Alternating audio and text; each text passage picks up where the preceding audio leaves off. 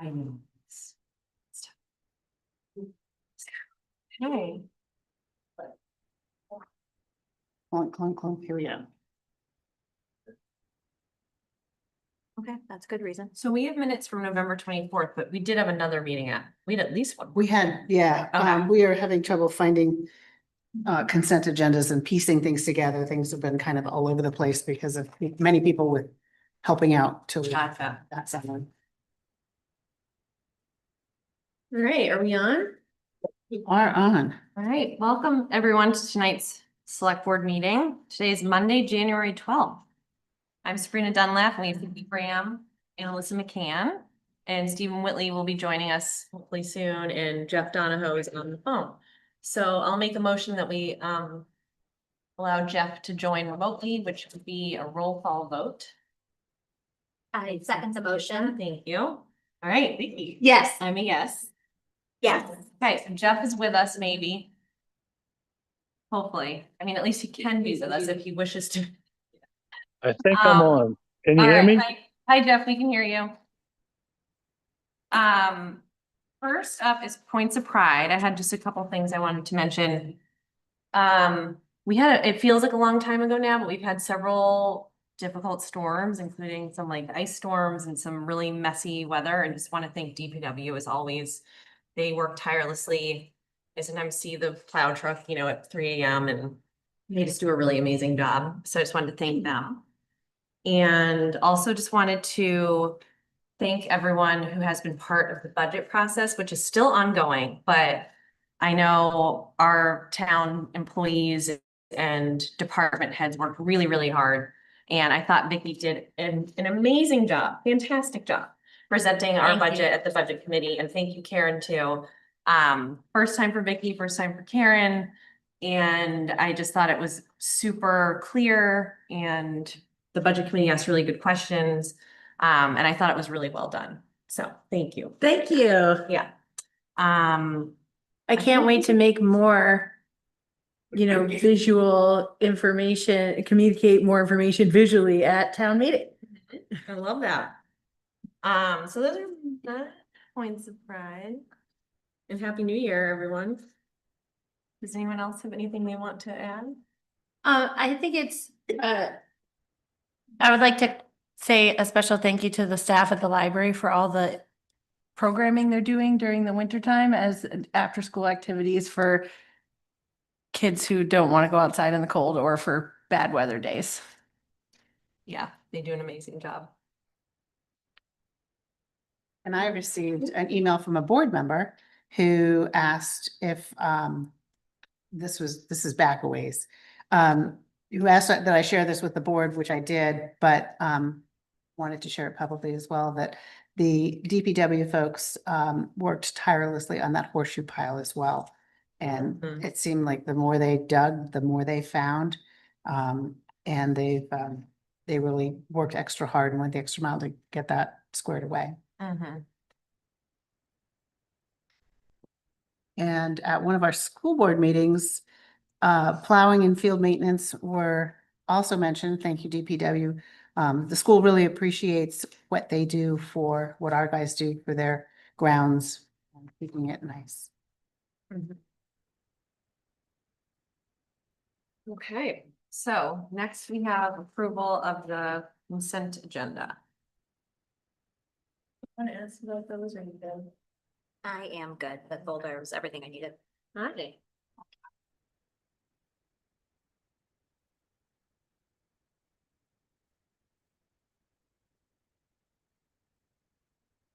You want to make a motion to approve the consent agenda?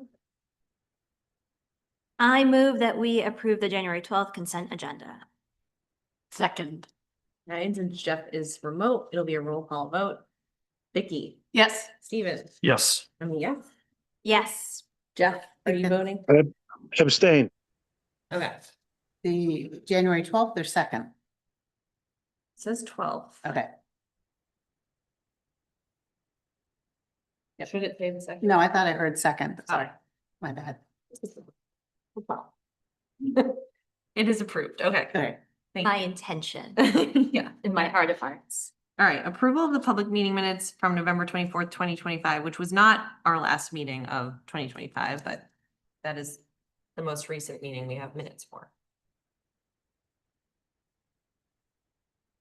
I will move to approve those minutes. Second. Okay. All those in favor, it's roll call vote. Vicky, Aye. Steven, Yes. yes, Melissa, Yes. and Jeff. Yes, Thank you. All right, we don't have any non-publics to approve, and so that brings us to our public appointments. And first up is Leaf. Am I pronouncing that right? Leaf Rosenholm, Eagle Scout Project. So if you want to join us up here and talking to the mic so people can hear you on the recording, that would be great. Sounds good. Thanks for joining us. Thank you. Tell us a little bit about what you have in mind. So hello everyone. My name is Leif Rosenholm. I am in troop 77 and I'm a life scout. I'm a junior at Hopkinton Middle High School. And Thank you. for my Eagle Scout project, I'm looking to kind of restore the picnic table area near the dam in Kentucky, right near Cedar and Maine. And then there's like the apartments. There's this little like kind of broken down area where there's like not the best picnic table and there's like broken down fences and there's like sediment and grass mixed up. And I think for my Eagle project, I'd like to like restore it and make it look good and just be a nice place for people to like relax in public there. Nice. Mm. So do you have a timeline for when you would want to start this? I would like to start planning and getting materials and tools and funding like currently or very soon. And I'd like to begin like as early as I can in spring.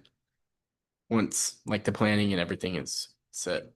Do you have an idea of how long it'll take once you get, I think less than a month for sure. Okay.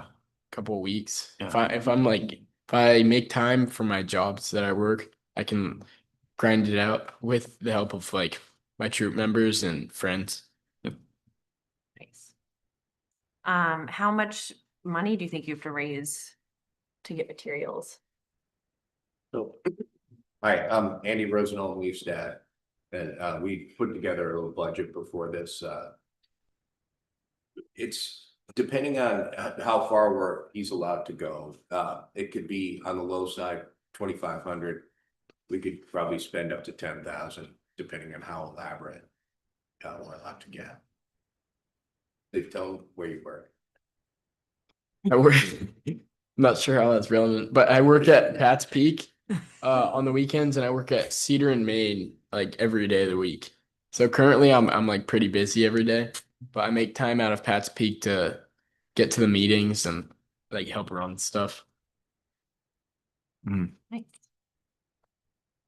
So I can't remember in the past if we've had, it's been a little while, I feel like, since we've had a scout project. Mhm. I think, I'm just thinking about process wise, I think we normally would have scout come back with their plan Mhm. and any other considerations from the board. But I think initially we give this the green light or the red light and make a plan for like a return visit to talk more details. Okay.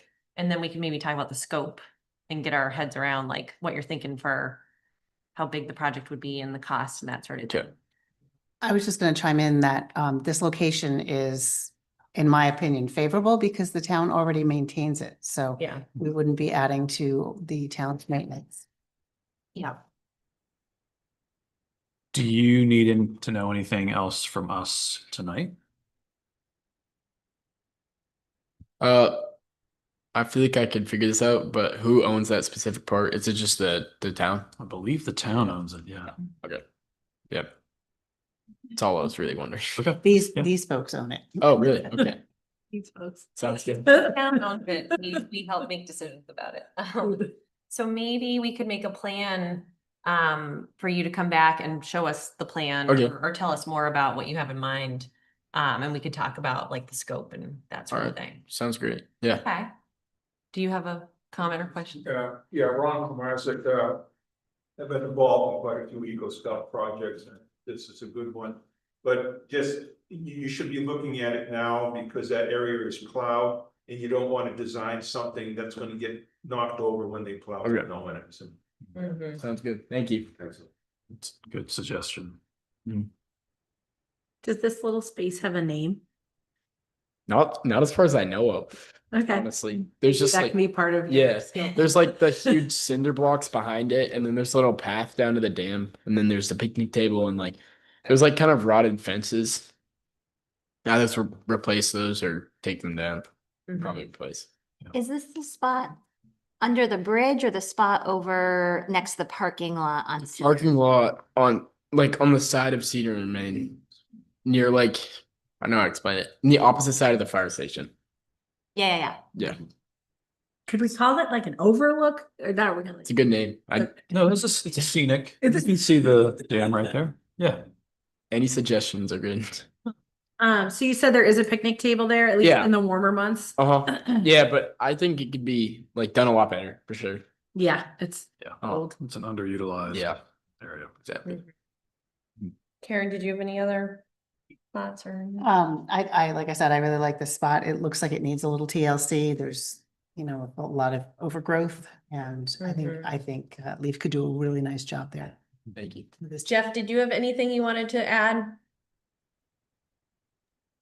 No, I'm all set. I always support the Eagle Scout project, because I am an Eagle Scout. Nice. Okay. Well, I think you have consensus from the board that we support you and thank you Sweet, for thank you. taking this on. I appreciate Thank it. Yeah, so Thank you. then just be in touch with Karen when you're ready to come back. Okay, I will. Thank All you. right, thank you. Thank you. All right, next up is Ron. For the Conservation Commission. Oh, that tree. Welcome. Happy New Year. Happy New Year to you. So I've got, Ron Klamarczyk, Chair of the Hopkinton Conservation Commission. I've got 3 items to bring up, although one of it is dealing with a member on the commission. Does that have to be done in closed session because it's discussing personnel? We asked Karen these questions. Yeah. I think this is revisiting something that it's somewhat of a personnel issue, but it's also a policy issue for the board. This is something. So if we can talk about it in policy terms, that's fine, but if it's actually talking about people, I Yeah. feel like we should be in non-public. Yeah, there's 2 issues. One, that we have a member that hasn't been around for a long time and we can't, we haven't been able to get in contact her. And then with that vacancy, we had a person in mind. So there's kind of 2 different issues there. One is dealing with a policy and one's dealing with a non-participating member. So, So that probably should be a non-public, I think. Okay. All right, so hold on that one. okay. Okay, so that's one issue. Okay. The second one is an issue that I actually brought up at last year's town meeting regarding the fence around the transfer station. And I know the staff up there have been putting up a plastic ski fence, but it's not lasting.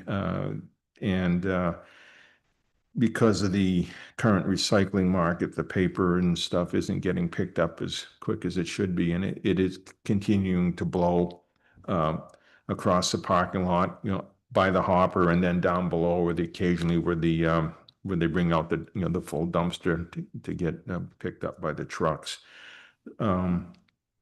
The Conservation Commission, we had sent a letter a while ago and, we really recommend, the only thing that's going to work is a chain link fence, but it has to be set back far enough so that it doesn't get knocked over with a snowplow up there.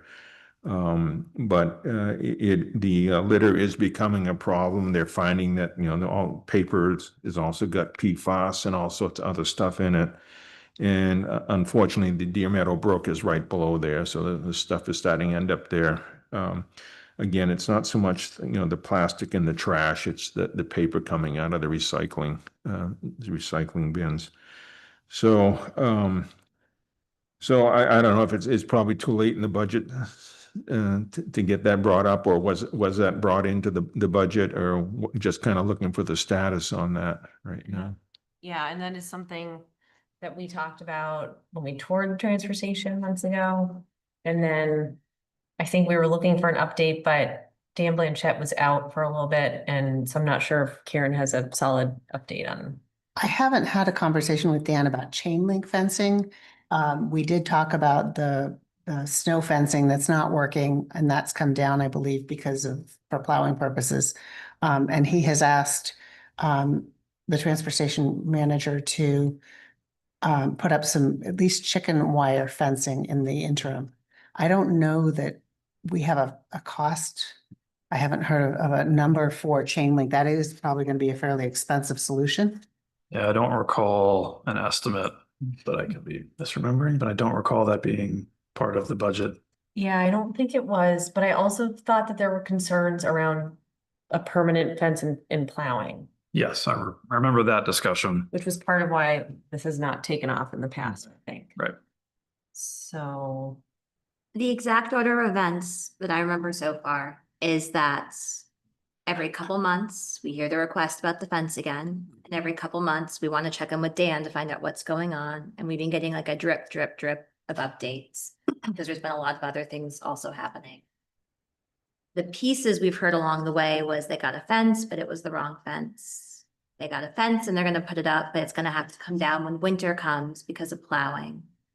A chain link fence, they had said, wasn't going to work because of the snow. It would get destroyed and mangled in the first year. And so they could put up a temporary fence in the spring and the fall, summer. And so I don't know that there is necessarily a satisfactory solution at this time. Yeah, because in the winter, we do get a lot of strong winds and I mean, it's without the fence and from what I understand, the original permit for the transfer station does require some type of litter control. So, I'd hate to, find that we're in violation and then be forced to do something in a real quick manner that won't work or be extra expensive because it has to be done quickly. So, I mean, it is easy digging up there. That's the only plus thing with the chain link fence. You don't have to worry about digging out rocks to put in the posts and stuff. But from what I've seen, they don't push the snow over the bank down into the brook, and they don't push the snow back that far. So putting a fence right on the brow of the hill, it would require clearing some brush and stuff like that, and it wouldn't be a perfectly straight fence. But I think from what I've seen up there, that one could fit in there because of the way if they're plowing snow over the bank, that would be one thing, but they're not doing that. So Can we schedule a time to have Dan and Ron and Bonnie all here at the same time? Because it feels like we're playing ping pong. or I can give Dan a call and he and I can go up, take a look at I it. also appreciate that, but I also want to have it here in the meeting on minutes that we're not asking for updates or trying to find out what's happening and just finish the fence. Yeah, Does I that- agree. If you do that one and you are able to get together with Dan, would you loop me in? Because I need a visual for this and I'm not, Mhm. that would be really helpful for me. I haven't really got a good sense. Okay. And the third item is also related to Karen. On the planning board, there are two subdivisions proposed to the planning board. One's on Farrington Corner Road and one's at the corner of Sugar Hill Road and Stumpfield Road. They are on the former Eric Ledbeater property. I was Eric's forester, had been managing those two properties since 1981.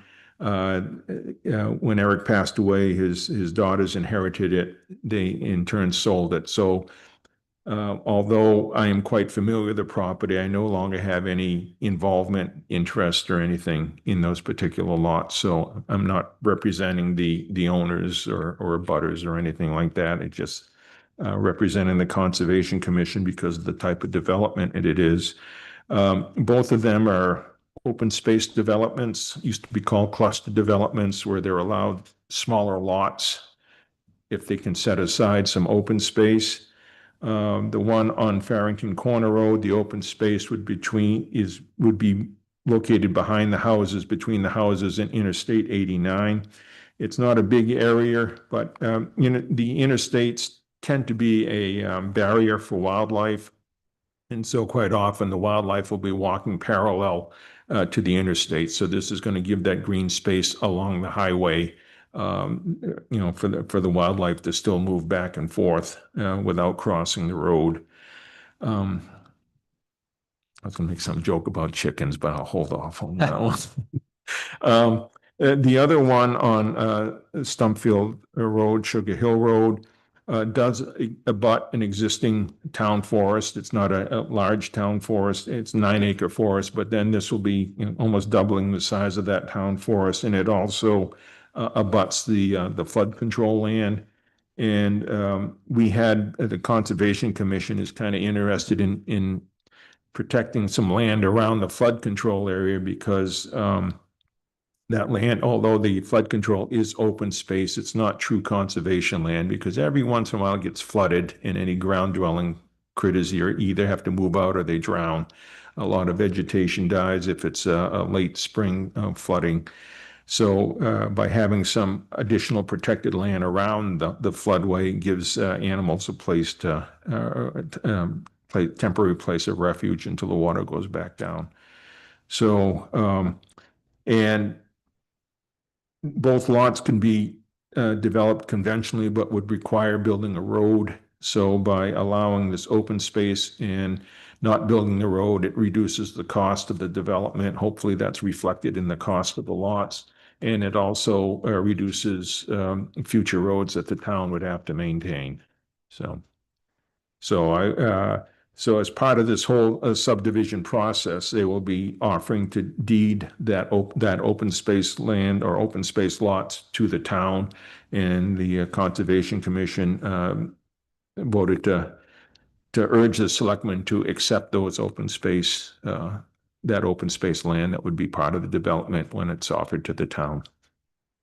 Was there any particular reason for fee title instead of a conservation easement? The way back, we thought conservation easements would be a great thing to do. But we are now finding, I have a lot of my clients are towns and cities that hold easements. Yeah. And monitoring becomes a headache, especially, we have curtilage creep with the backyards and all that sort of stuff.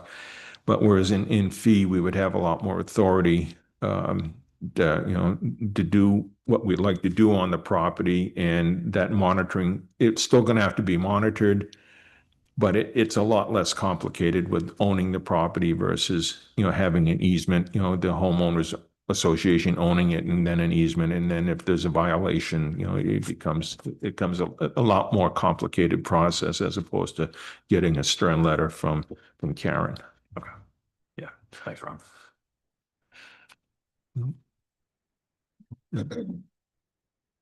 Jeff, do you have any comments or questions? No, I'm gonna hear about it tomorrow at the planning board. Okay. Anyone else have questions? Sabrina, may I add something to that? Oh, yeah. The property is, both parcels are currently in current use, whether it be owned in fee or by the town or owned by as an easement and owned by the holders of the lots. It would still be current use value because it would have the easement. So right now, the value as far as tax wise, should say the tax bill is a couple $100, if less. Maybe not even. Okay, that's helpful. Thank you. Yeah, the house lots would be coming out of current use, and that'll be the tax penalty on those. And then they're back on the tax roll on a yearly basis. And then Karen, if you're going to talk, you need to come up because the mic is not picking you up. I'm Oh. sorry. sorry.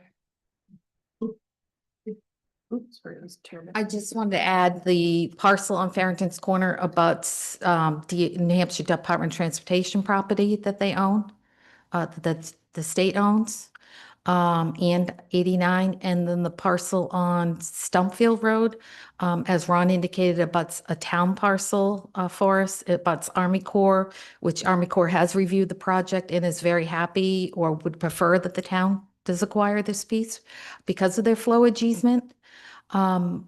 And they will not have to worry as they feel about encroachment into that flowage easement.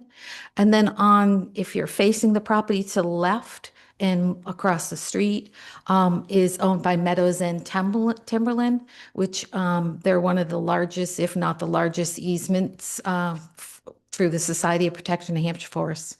So, it'd be consistent for what's there.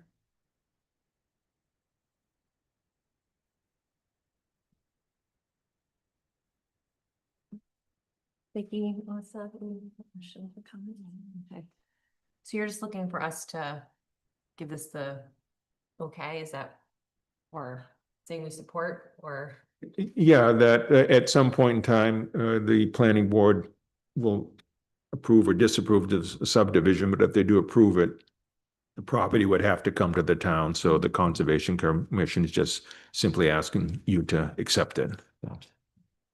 We're trying to give the developer a heads up because if they need to reach out to Society for Protection of Hampshire Forests or another method, that they can go through that process, and that there aren't delays through the planning process. And it's basically a conceptual preliminary. Is it something you're interested or willing to do? Realizing that the deeds, or any easements or whatever the case may be would need to be reviewed by town council and approved.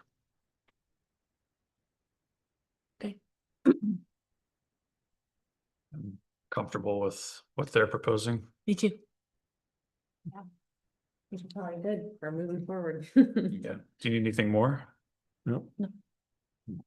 So then, Good work. yes, thank you. If you want to stick around, we do already have a couple of non-publics planned. We could add, I think, another, We can squeeze them in. Yep. Yeah. we could add another non-public if you Yep. want to. I don't think, Maybe do him first. yeah, we could do you first. Okay. We do have one more thing, the current use penalty. Oh, yeah. Thank you. Sorry, 4 things. Thank you. Thank you, Karen. Okay, so, this one kind of slipped through the cracks, but Lee and Betsy Wilder donated 22 acres to the town. So when they did the subdivision, they retained 6 acres, which then ended up with the area of that 6 acres. Some of it was a house lot that wasn't in current use, but there was a few acres that were still in current use, and technically, because it's no longer qualifies for current use because it's less than 10 acres, he was assessed the change of use tax penalty. And I was hoping that once it occurred to me that might happen, it was already too late. The tax bill had gone out. So I was hoping that in the spirit of which Lee and Betsy, donated the land, then charging them a change of use tax penalty, and they're not changing the use of the land around the house. It's still wooded, asking that the change of use tax penalty could be waived, or at least, issue a rebate. You'd hate to penalize people for their generosity, no good deed goes unpunished, type thing. And sometimes, people considering donating land, and if they realize that there's maybe penalties involved, it would discourage them. So we're hoping that we could try to work this out so that the change use tax penalty could be waived on the acres that are in and around his house. Karen, is this pretty common, to waive it? Yeah, the Conservation Commission has done this before. Okay. Not since I've been here, but Yeah. it's, you folks have done it before. And I have no problem with that. I just want to say that I'm opposed to giving up the revenue. Hmm. We've What is- done this before. The Conservation Commission made the commitment without coming to the select board before. I'm opposed to giving up the revenue for the town. Okay, do we know what the amount? We don't yet know what the amount is. The assessor has not yet calculated that.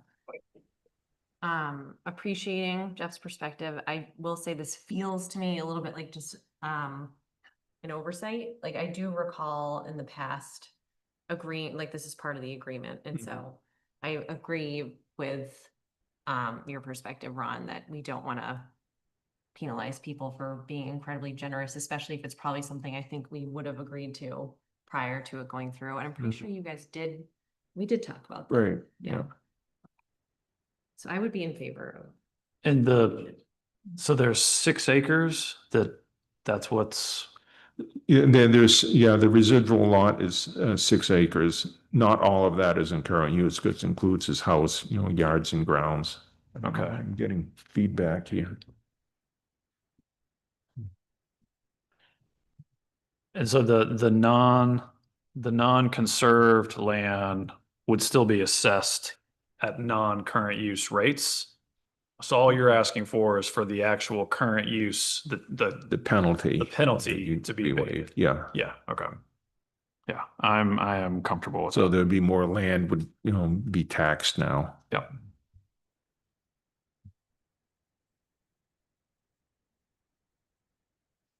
I'm just curious about the amount. The assessor has not yet calculated that amount. In theory, I Okay. just have no sense if we're talking $5 or like $20,000. Like I just have. I don't either. Yeah. I did very quickly look at what his tax bill, because he was going to pay the tax bill in full. We did have a conversation with the assessor in terms of, he said that this wouldn't take effect till April 1st because all of your assessments are as of April 1st. I looked, and basically a 6-acre lot, the land value tax portion is going to be approximately the same as what he was paying when he had the 22 and it was in current use. So I don't think his tax bill is going to change all that much one way or the other. So the revenue won't change in my estimation, It's the penalty. but the penalty. Yeah. Yeah. And with that, doesn't like half of that go into a pot for the Conservation Commission to use? Well, I guess I can bring it up to the Conservation Commission to maybe let the town keep No, but that it's- 50%. Yeah.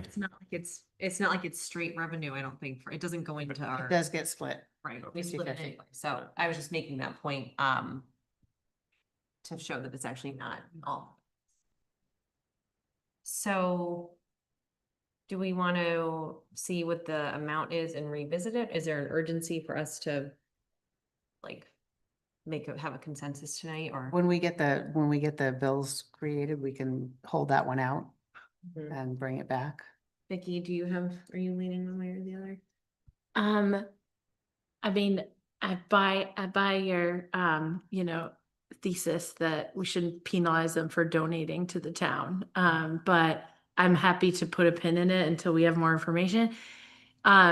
So does this sound right to you that the penalty for taking land out of current use is a one-time 10% calculated on the fair market value of the land?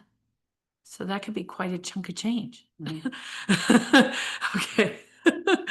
Yeah, okay, understood. Yeah, I mean, the whole idea was that the penalty, that the land would be developed, and Exactly, then you would make money off of it. right, but in this case, the land is all staying the same. And it's the backland of the lot, so, it's, I don't know, I'm not an assessor, but it's not. Buildable. I don't, he does not have he doesn't have 600 feet of frontage, so, he couldn't do 2 lots there without a special exception or variance or something, but, Right. We're building a new road. right, so. Yeah, I do feel like the policy behind it is important too. Like, this isn't like this was revenue we calculated and we're relying on.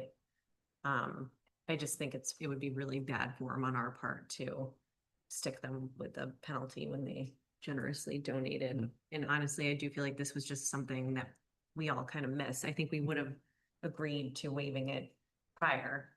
Yeah. So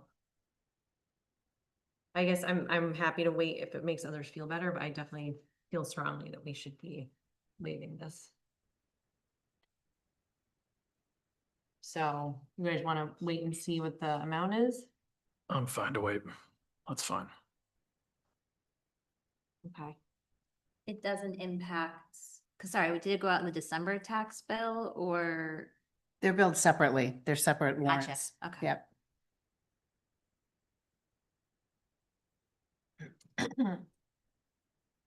I am also inclined to waive it. I just feel like I don't know anything about this. and I'd like to go do some more research. Yep. No problem. Feels weird to waive an amount without knowing the amount. Yeah, oh, I agree. I agree. Yeah. Thank you for flagging this and bringing it to our attention in a thoughtful manner. Karen, will you keep us surprised on it? Yep. Okay, so is that it for your public? Yep. Thank you. All right. Thank you, Ron. Appreciate it. Bonnie's got her hand raised. Thank you, sir. Thank you. you. Good job, Lee. Thank you, Lee. Bye. Bonnie, is this about the current year? The range of the transfer station. Um, I think it's something that might be helpful. To make progress on this. so, okay, I guess since we're on that topic, but we have other issues we have to get through, so I don't want to like open it up to public comment yet. So if you want to come up and make a brief comment now. Thank you, Ron.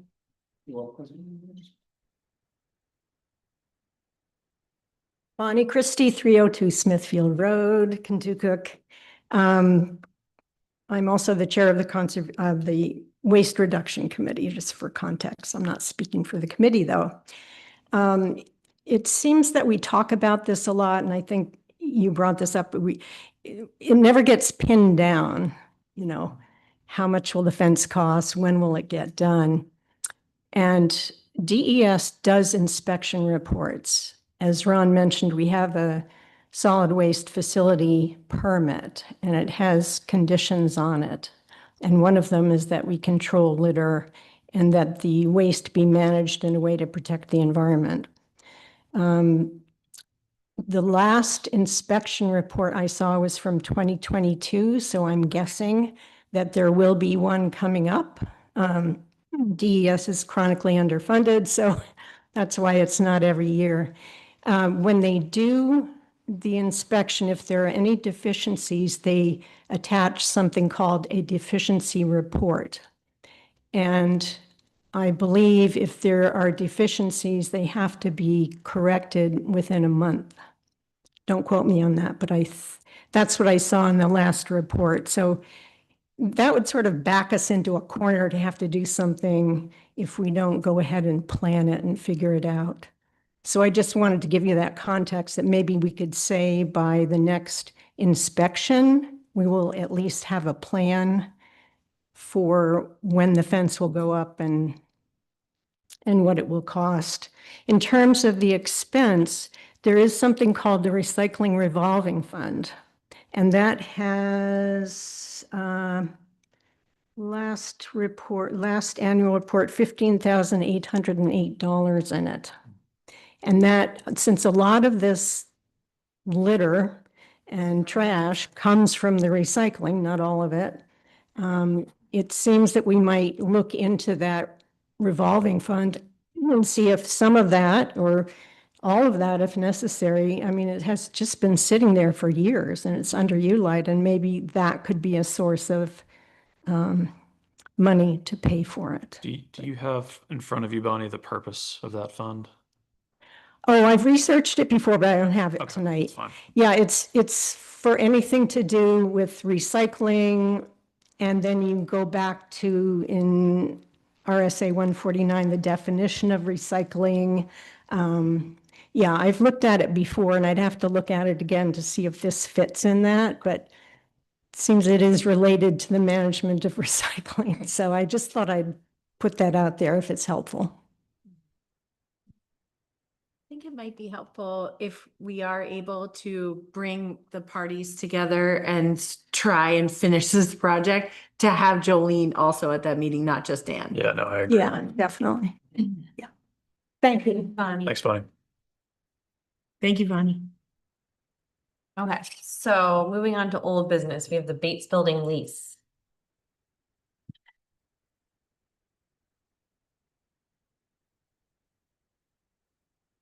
Hi. I feel like an old man. My back's bothering me. I'm sorry. I'm Larry Morgan. I'm the president out at Two Villages. And I think there's a couple pieces to the Bates topic. We've grown the traditional villages purpose. We've increased I gotta be careful, the quality of the shows at the gallery. And we're being recognized around the state. New Hampshire Magazine, it wasn't one of these, everybody cast a ballot, recognized us as the best gallery in the state. And we're doing a lot of really good things. It's exciting. But we're starting to grow it beyond that. Last year, we awarded a scholarship to a student at Hopkins High School. The intent is to do it again this year. We're beginning to integrate in with the schools. We've had 3 artists do multiple presentations to the students about painting, photography, and whatever.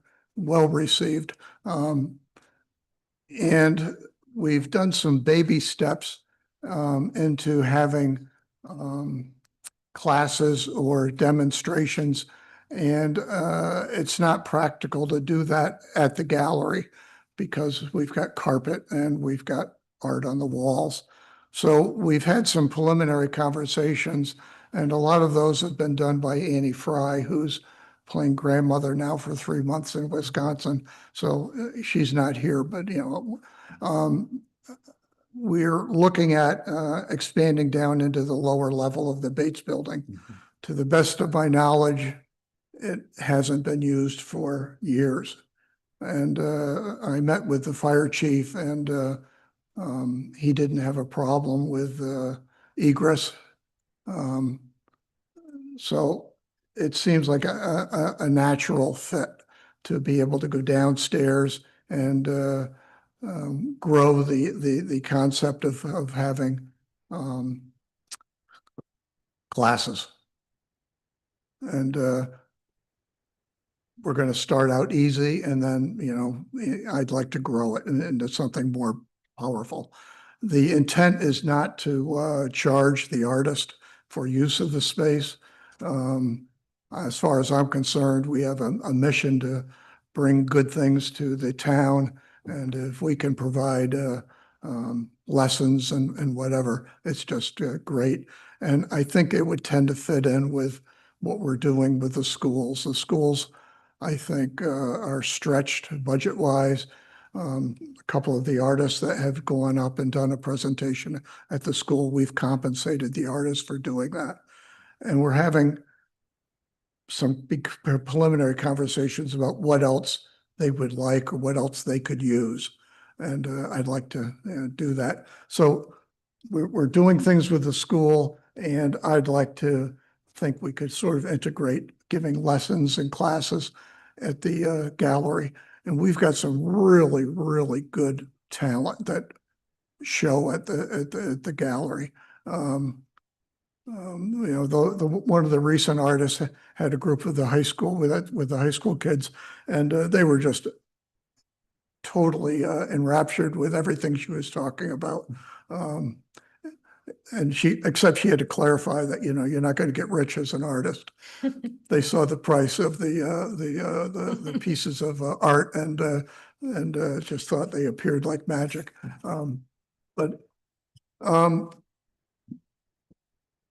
So I'm not sure what your thoughts are on that. I have a question. Yes, ma'am. Can you just talk a little bit more about the discussion with the fire chief about what you were looking at and what he thought was okay? It's just about how quickly you can exit the basement in an emergency. Was that? Well, you've got the traditional set of stairs that go down from the back or from the gallery and go into the big room at the end. The big room at the end actually has a window that opens. So you can exit through the window, and I'm not an expert, but you have to have 2 means of egress. That's the second one. Uh-huh. He had no issues whatsoever. And he was throwing around some numbers as far as how many people could be down there, and they were numbers way beyond anything we'd ever be concerned about. What else can I, That's good, thank you. Would you be wanting to use the entirety of that lower floor? when you go down, there's a utility room and a small bathroom. And then at the end, there's one room that represents maybe, pick a number, 30% of the floor space. Yeah. It's that one area Okay. that we'd be looking to use.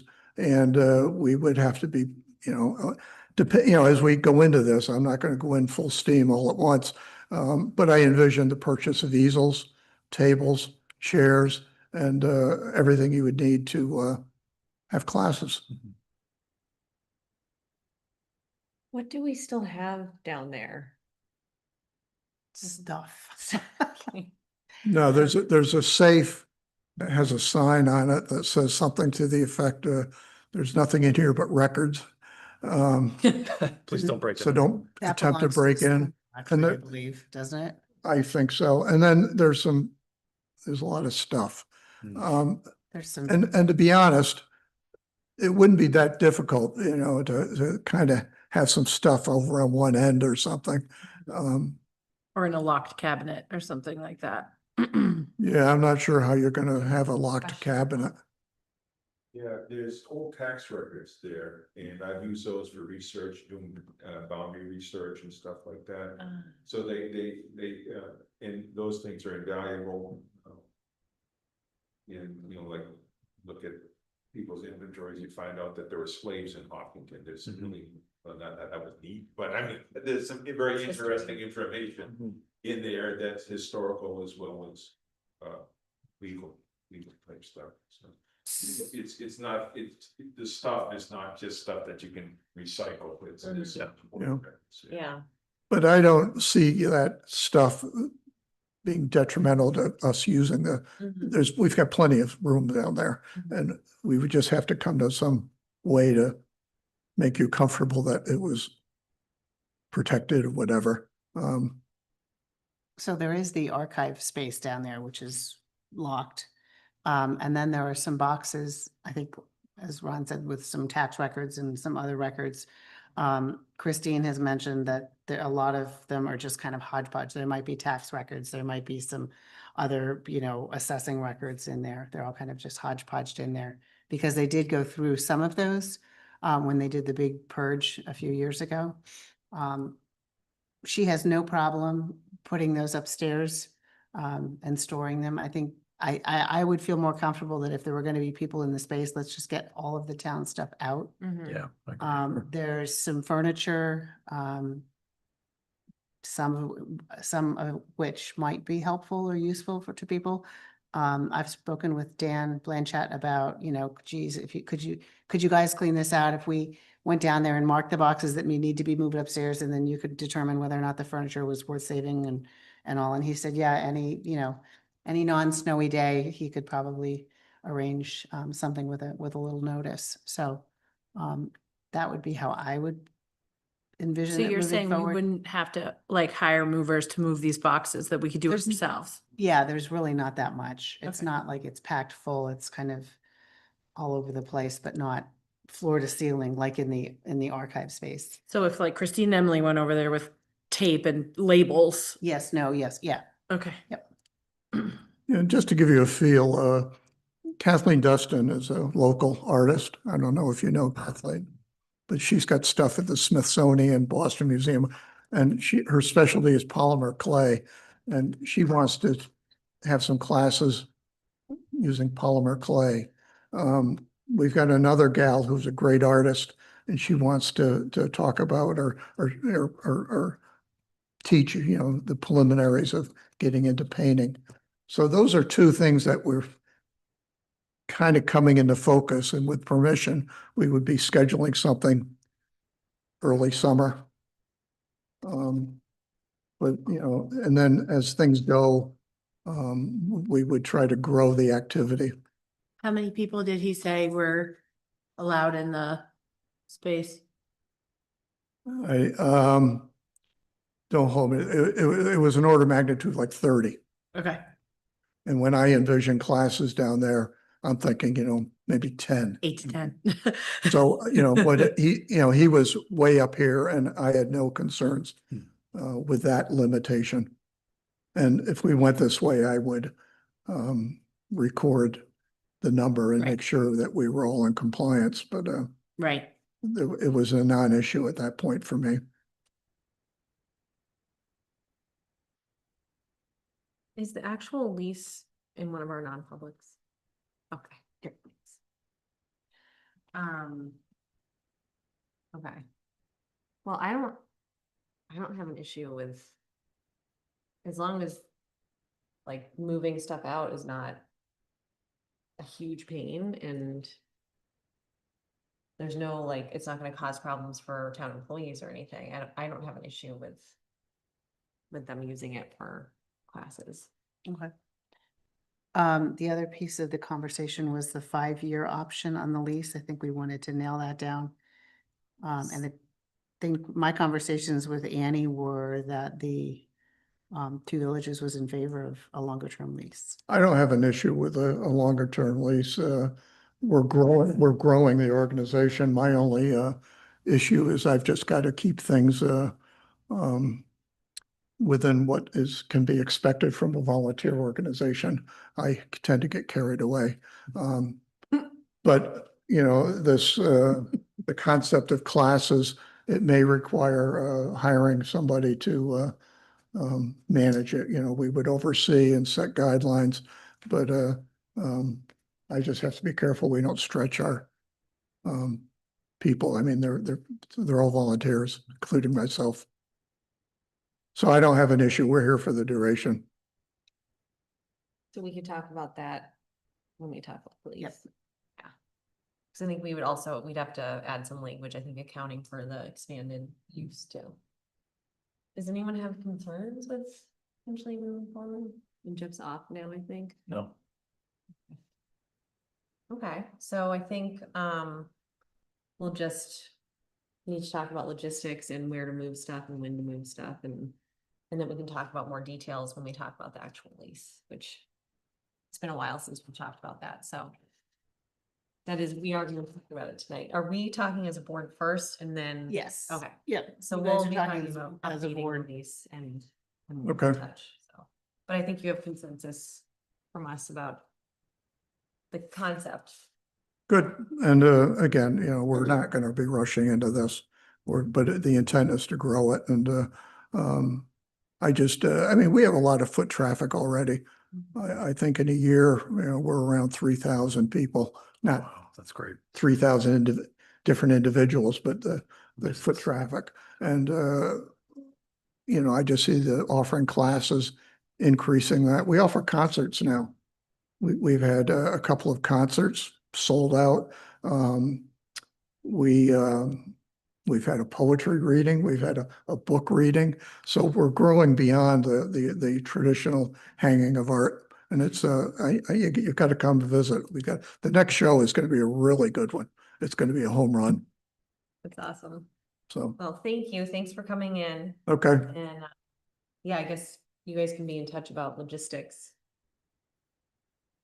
Yeah, I mean, there's really nothing Okay. we can do, but Okay. if you get to a point where would it be practical to leave something in a corner or whatever, just reach out and, I'll go down.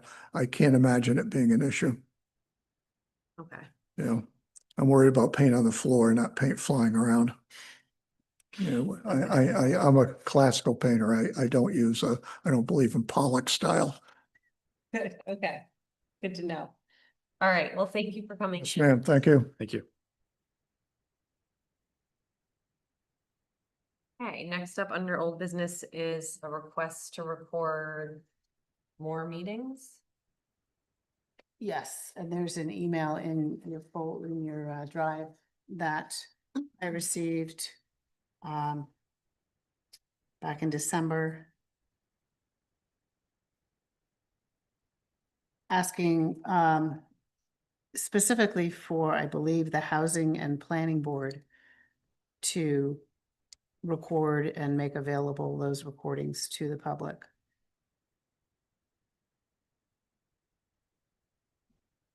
Is there a cost implication to this? Not necessarily a cost implication, but perhaps a training implication. Sure. Planning board, I believe Karen asked to stream to YouTube and I showed her how to do it. So I Yeah. think she's gonna try that tomorrow night. Okay. She's somebody who's familiar with our audio video setup here. I don't know who on the housing committee, I really don't know the members at all. Do the housing committee not have a dedicated staff member? No. Okay. Okay. But I am on the housing committee. Ah, they have Alyssa. I do think it's a worthy endeavor Me too. to live stream, record and share.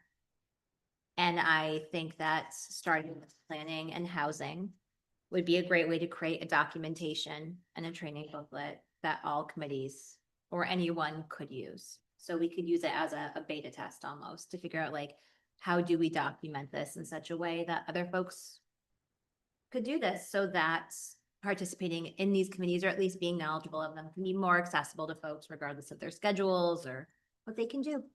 Absolutely. I am often listening to at least the school board after the fact. Yeah. I don't see, you can train people and, you may or may have, fortunately, our 6-minute meeting, something was wrong and we had no audio. So for 6 minutes, we can fill it in, but, you may have instances where something like that happens and you're not going to get a recording. What I see more as the board's role is in identifying, is this something that we're going to make available to committees? If committees don't want to record for some reason and stream, Yeah. how do we approach this? Required to. We're not required to. Let's back up though, but committees are an extension of town government, right? And so if the town government wants to be accessible to the people and we say, we're gonna record and share them, what argument could someone have for not wanting their meeting recorded and shared if they're public meetings anyways? Because the logistics involved of having like open space, for example, there's not an employee. 100%, but let's say we come up with a training or we figure it out and there's no logistical friction. Like if we solve for the logistical friction, of which I'm sure there'll be plenty. I truly am curious, like what reason could someone give for their committee not? If they don't want to if they don't have time to learn how to set it all up and deal with it, and they just say, I don't want to deal with this. Or we. Again, that's a say you logistical have to. thing. If we can reduce logistical friction, if we can make it easy peasy, we ask them to have agendas, we ask them to have minutes. I think as we continue to look at how committees are best being supported and supporting the town, part of it is pushing on our own comfort level on accessibility. And saying like, hey, this is probably gonna be hard and it's probably gonna make some people feel a little cranky, but that's on us to try to make it as easy as possible so that ultimately the folks who can't go to the meetings can access them. Now, I'm not saying, we're saying in 2026, you'll be able to participate in every single committee meeting. Like, no, it's like pick one or two, get good at it. Pick another one or two, get good at it. And you just build that strength over time. I guess I worry that if for whatever reason, some committee says no, what leverage do we have to compel them to do it? I think Mr. Herodopoulos says that it would help us out with future potential right to know requests. I mean, that's a decent reason. But I mean, if all of those logical arguments fail and the committee is just like, I don't care, I don't want to do it. Then how are they serving, like, not to be rude, but like, then how are they serving the town? They're all volunteering for the town. And if they're like, I don't want to be, the things that I'm saying in the public meeting, I don't want them broadcast out to my neighbors. I'm just so confused. I agree. I'm not saying there's merit to someone refusing. I'm just saying our ability. To be on the committee still, like, it's like if you. So you're heading in the direction, correct me if I'm wrong, where you'd like to see the board take a hard or a firm stance that we are going to move forward in recording and making available recordings for all town meetings. In like 10 years, yes. But like you start by picking one or two, right? And you get good at them and you work out the kinks. I'm not saying you roll out a town-wide policy saying now everything must be recorded and posted. And I mean, I support Yeah. streaming and recording all meetings. I'm just saying our ability to compel a board to do that, I don't know how much authority we could have to force someone to do it if we don't have town staff, you know, assigned to sort of take care of that for them. If people are just like, no, we're not going to do it. But what if they said the same thing about an agenda or about minutes? Agendas are not legally required, minutes are. Yeah.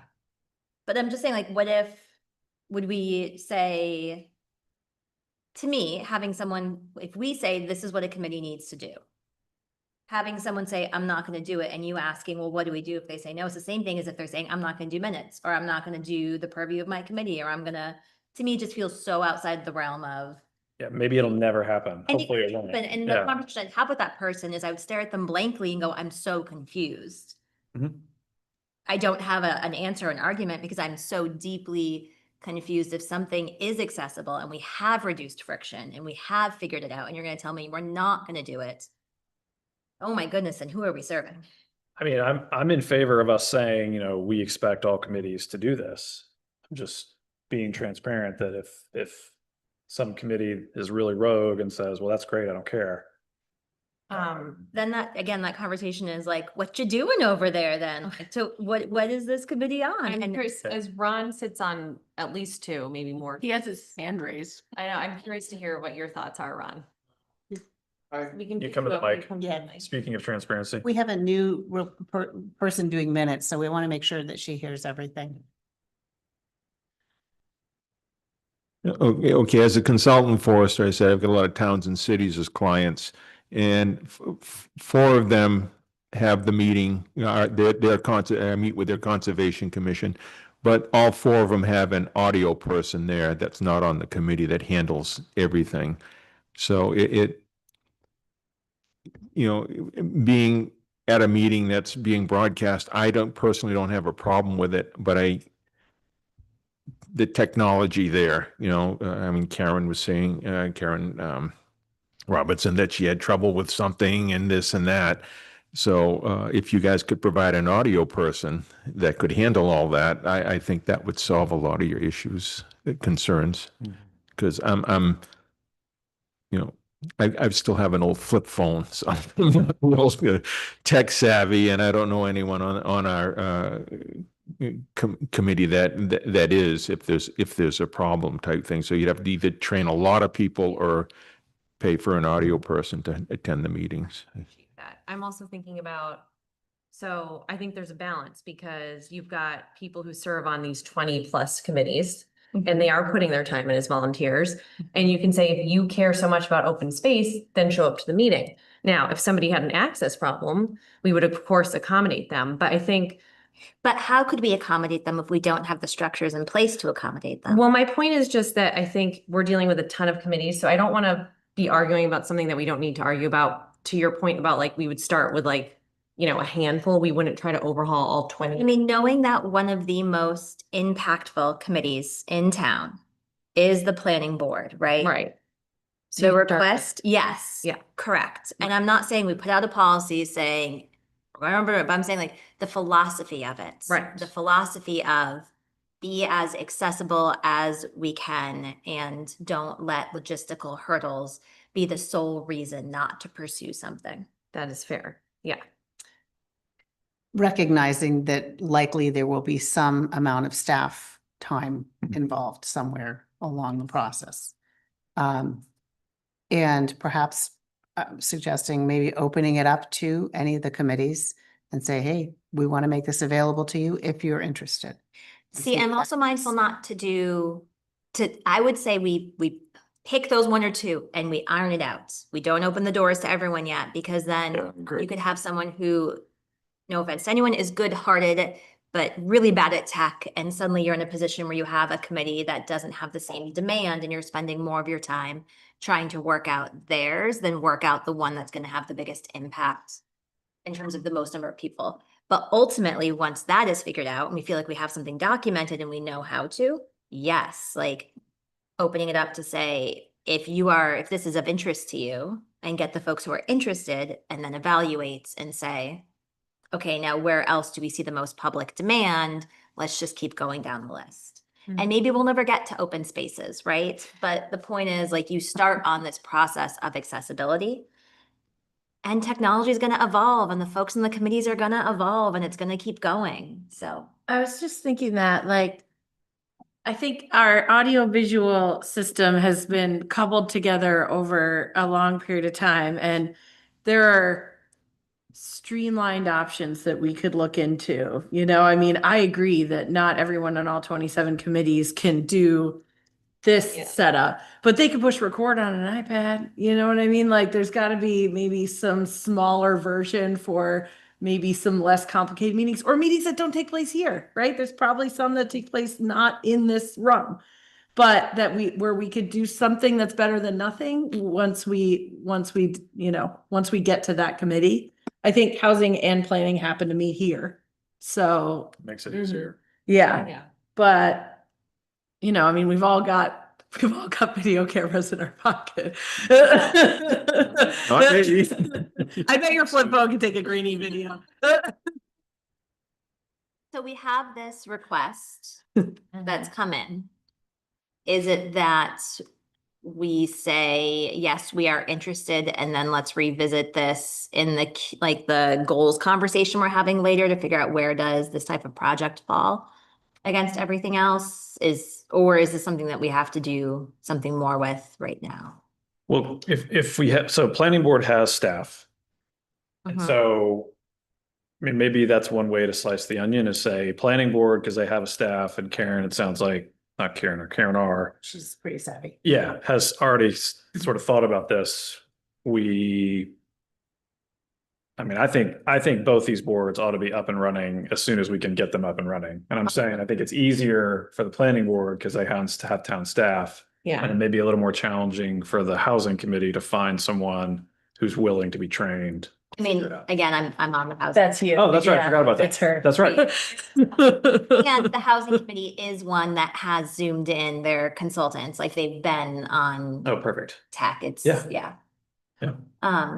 And they meet here. So yes, I think it's worth, and I'm happy to jot down the things I'm doing as I do them alongside Karen R. And from that, we could, Make a guide. yes. We actually already That'd be do great. have a guide. You have a guide. Yeah, we have a cheat sheet. Troubleshoot it. Well, if Cheat.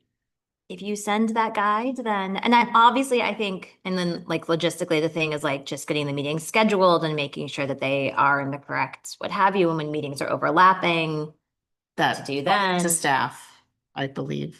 Do we have an archive where these meetings could be stored in perpetuity?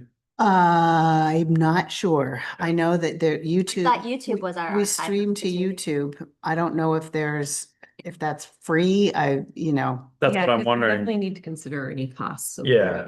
Mm-hmm. haven't seen any invoices from YouTube. Okay. Yeah, Yeah. I know Zoom will delete recordings, I think, because our space there is full. Right. Mhm. Right. So they bump off the old ones, but Yeah, yeah, if- unless you're willing to pay them a lot of money to Yep. increase your storage.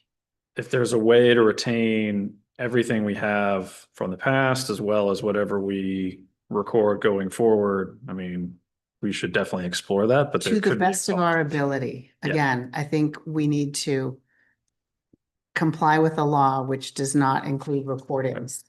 And make sure that that's covered, and then anything, I'm a little hesitant or cautious around setting the expectation that now every single meeting of the housing committee is going to be successfully recorded, but Alyssa's home with a sick child.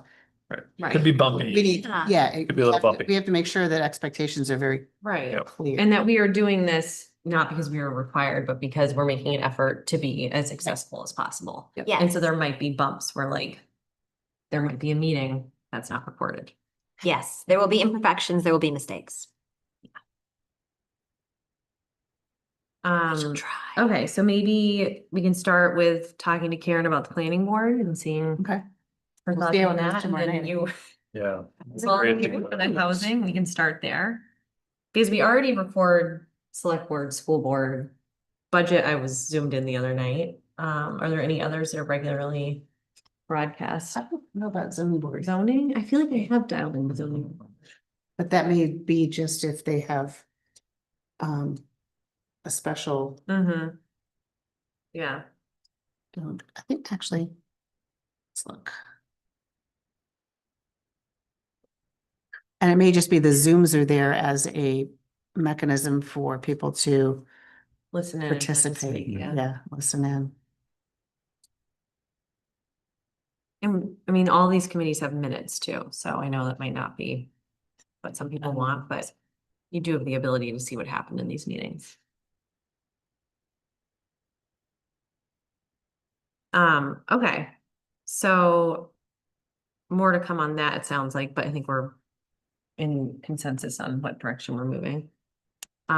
Which would bring us, if we could, move on to new business, Q1 goal setting. Thanks, Ron. Thanks, Ron. Thank you, Ron.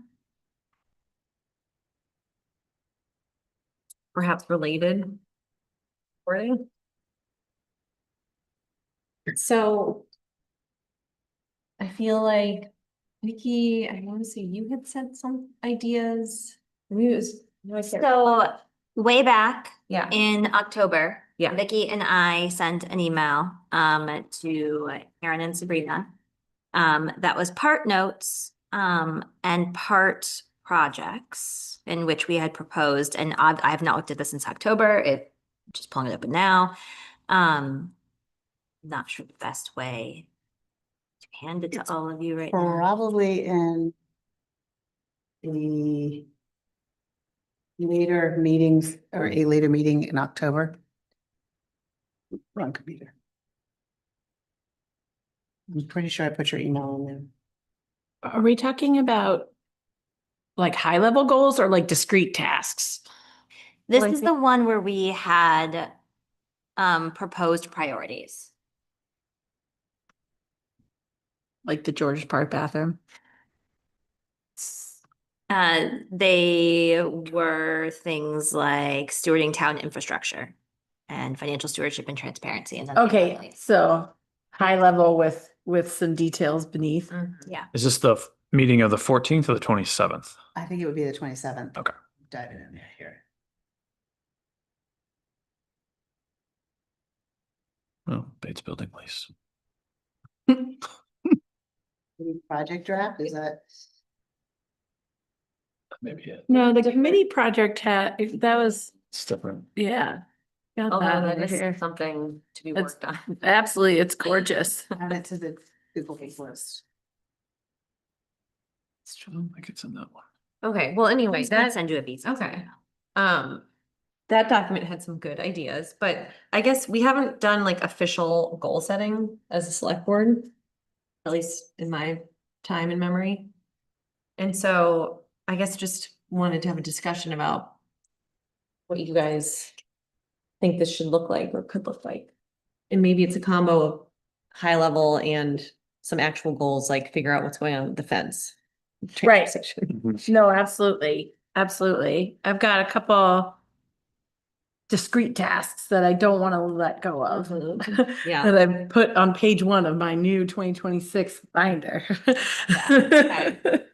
But I think it is worthy giving ourselves reasons why we want to do these things, not just because it's been on the list forever, but because it actually ties back toward something bigger that we're working toward. Mm-hmm.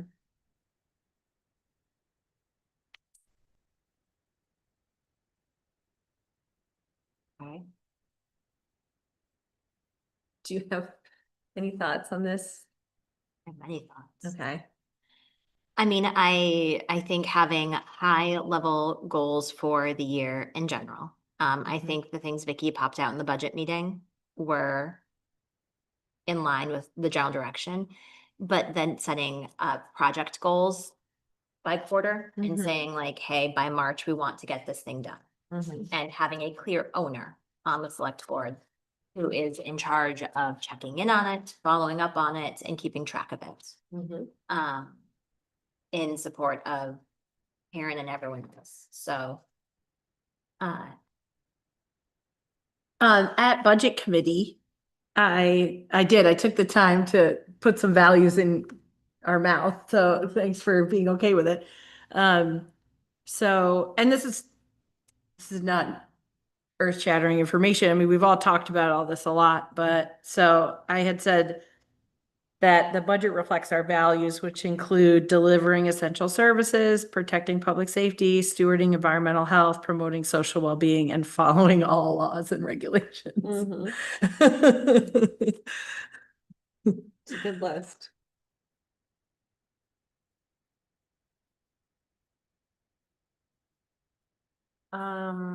So I like the idea of quarterly goals with clear owners. I guess I'm thinking about if we want to set like longer term, perhaps year-long goals. And then we can sort of like build out the quarters. Good idea. But I don't have those goals formed in my brain. I don't know if others do. Like longer term goals. So, I mean, again, like discreetly, I don't want to lose track of the fact that David said we're gonna need a new wastewater facility by 2035. You know what I mean? Like that, but that's something that I don't want to lose track of, but that we don't need to deal with in Q1 of this year. But so I've got like a list here that goes from small to big. That one's the biggest one on the list, Mhm. obviously. But then, the Georges Park bathrooms and, the landfill cap, there are certain things that we must deal with this Mhm. year. Yeah. But again, that's not necessarily a goal. That's more of an objective. So like a reaction to Yeah. Right. the I reality. know there's like the must do's that are sort of things outside of our control largely. Mhm. But then there's things like I think about the transfer station. Like we said a year ago when we proposed ceasing the green bag program, we were like, and we need to keep talking about like changes we're gonna make to the transfer station. And then that has been sort of up and down this past year, but that would be something that like we need to be proactive about. Like what are we going to do about trying to increase recycling? And I think we need to figure out like, is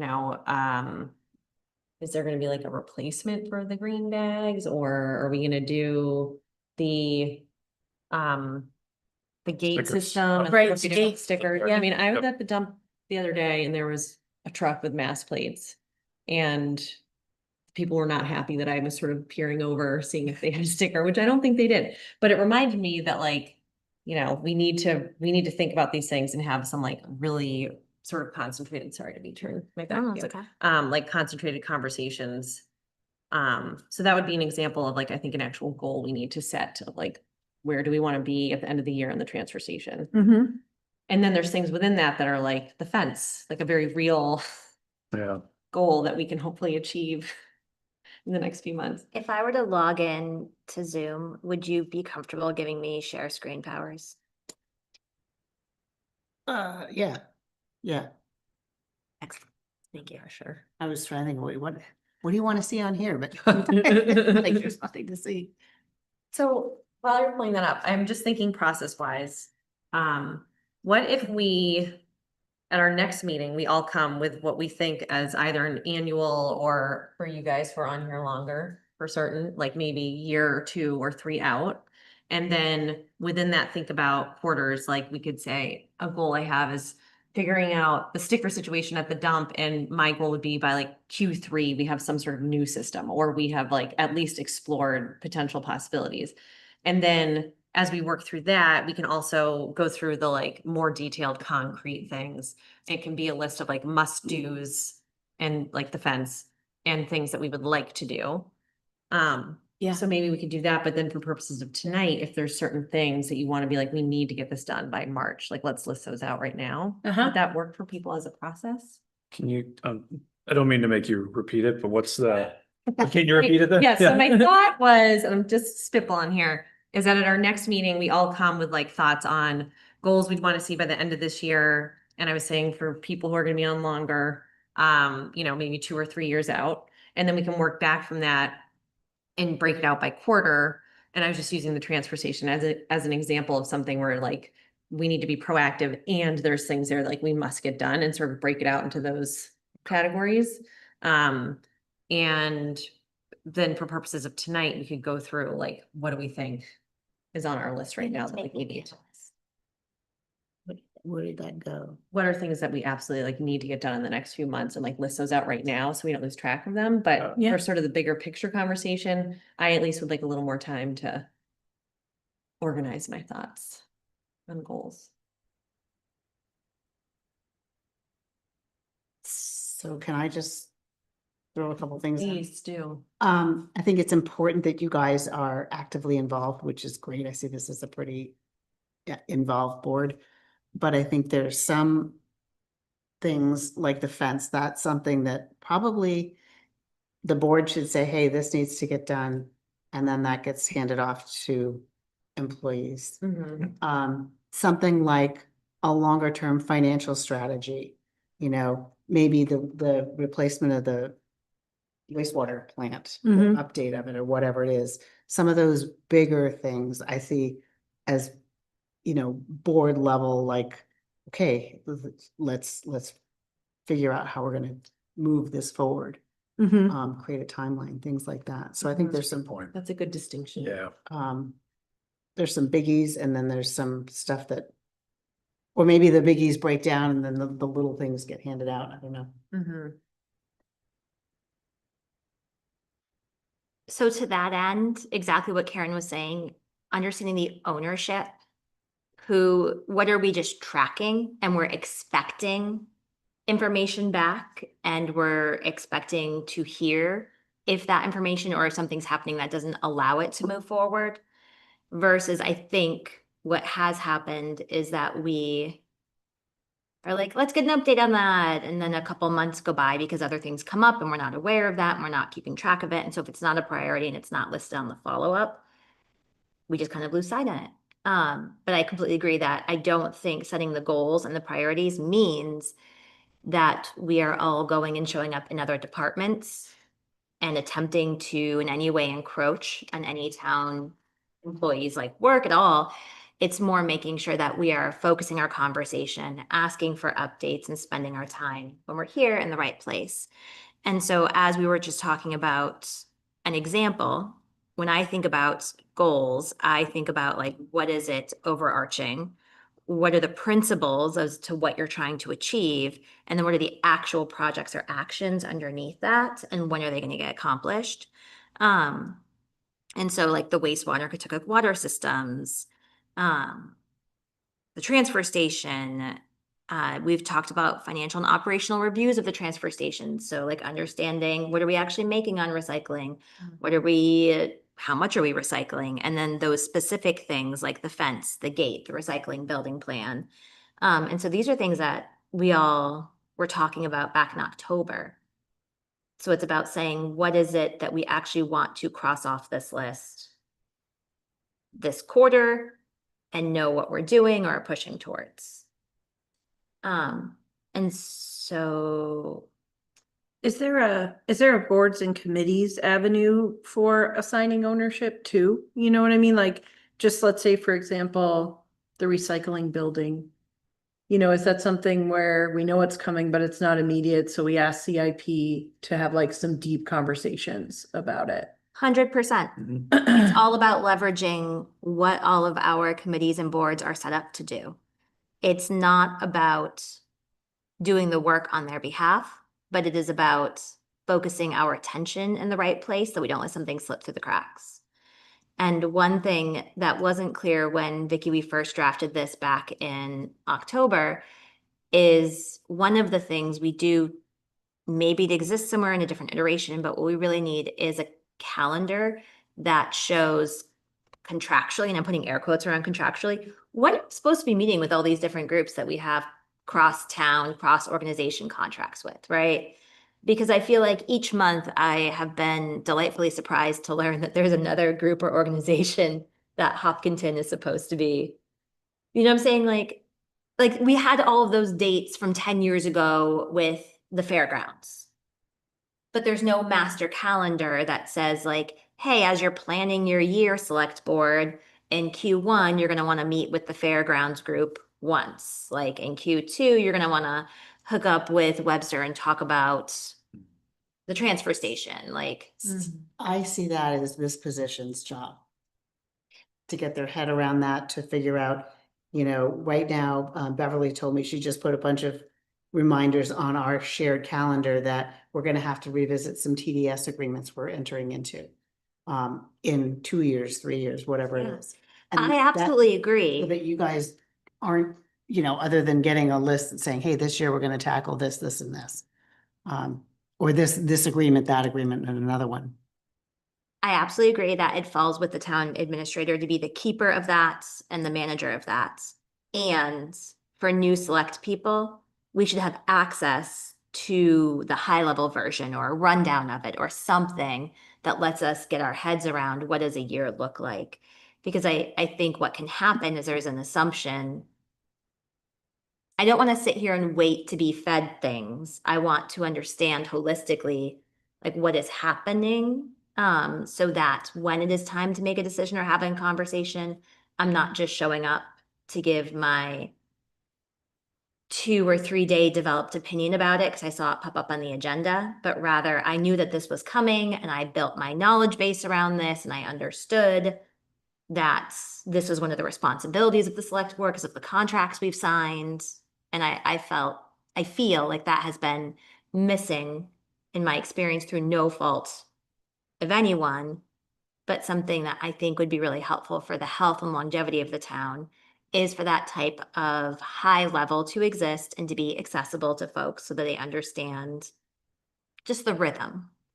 And then that allows us to say, we probably shouldn't take on XYZ project or work on ABC thing because this particular quarter, we know that we're going to spend a lot of our meeting time. Budgets.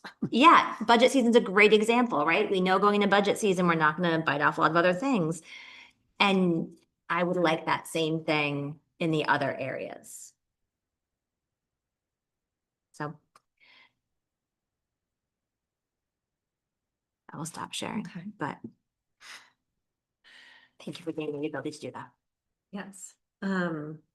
So do you guys want to talk about more immediate things right now, or do we want to come back at our next meeting with our ideas of goals and such?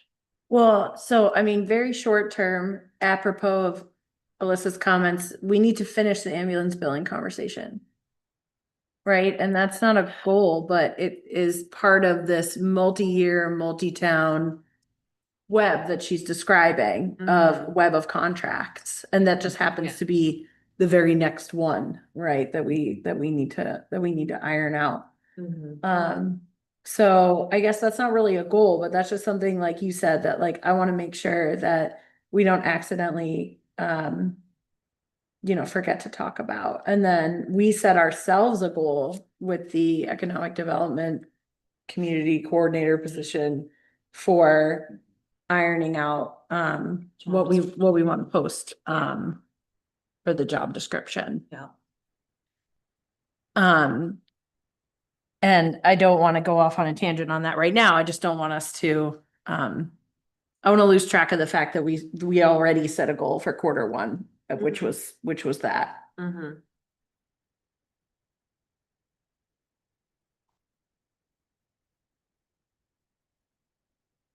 Okay.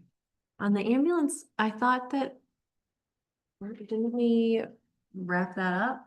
Or were we still waiting for Waiting some to more? hear. We're talking, so we had both Warner and Webster wanted to encumber some funds from this year, from 2025 to help pay for 2026. Webster contributed a little extra. Warner, in for 25, Warner did not. Everybody paid their estimate. Webster paid a little bit more. They are both working to find solutions to, I believe, hopefully not pay their estimate, hopefully pay a bill been really very careful in the language I'm using with them. This is an estimate, and actually the estimate came in higher than this year's 2025's actuals. So that was an example for them to, hey, this, you know, be aware that it could change. I don't know what they're doing in terms of budgeting for the 2026 budget and portions, but I think they're aware of what the costs are. So I think the actual estimate billing process is sort of working itself out, working the kinks out, working the questions out. It's the contract and revisiting the contract, which I think we all agreed we would start after town meeting, just to try to jump into it ahead of time. It'd be a little bit nutty, but you know, to get right into that. And so on a tentative list, you could write Q2 contract. It's true. Exactly. Yep. Okay.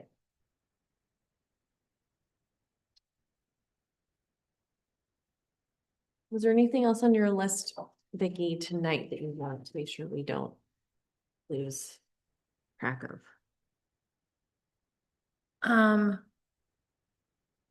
No, except for, yeah, I agree with Karen's description of letting the staff do their job with our direction. So I just want to make sure that we give like a pretty firm direction about stuff we feel firm about. And so I feel firmly about the Georges Park bathrooms being done in 2026. So is that good enough? To like get it done without further intervention on our part, or? I think that, yeah, I think, there was, well, I think when we went back, Sabrina and I had the conversation of what does the overall project look like? This is a good That's a good big one. picture. Take Not the to- high level and Yeah. bathroom, Yeah. you know, I don't think, I wouldn't want to put the bathrooms in and then look at the whole project and, you know, the tracks and all the other pieces and then go, oh shoot, we should have moved them 10 feet this way, the bathrooms or whatever. Let's just look at the whole project and then absolutely bathrooms should be a first priority. But we should make sure that what we're doing is not something we're going to undo later. And I think the school folks have got a plan or some plans drawn up. I think we had some plans drawn up. I think when Sabrina and I talked about it, I think revisiting that with the stakeholders to make sure that we're all on the same page and we're all heading in the same direction rather than just going forward and, you know, we do something in the bathrooms. Well, not, you know, we wanted a storeroom here not at the other end or something like that. We want to make sure that we're engaging everybody. So, but I'm confused because that seems like minor enough where we don't get involved in what end of the building the storeroom is on. Right. So what I'm trying to say is like, if we need to let the staff do their work, at what point can I let go of this and assume it will be done? So what needs to be done? Right. So I was not involved in the many drawings of all the different ways in which we can rearrange the park. We have budgeted $0 to rearrange the park. We have budgeted just enough money, we are told, to make the bathrooms nicer where they currently sit. So I don't need to have a high level conversation with stakeholders. As far as I'm concerned, we're replacing the bathrooms where they are. And if there needs to be logistical conversations about what side the door is on, you're telling me, and I agree with you that that's not really my job. And I'm fine with it not being my job. So that's what I'm saying. It's like, But do you just feel a little bit stuck?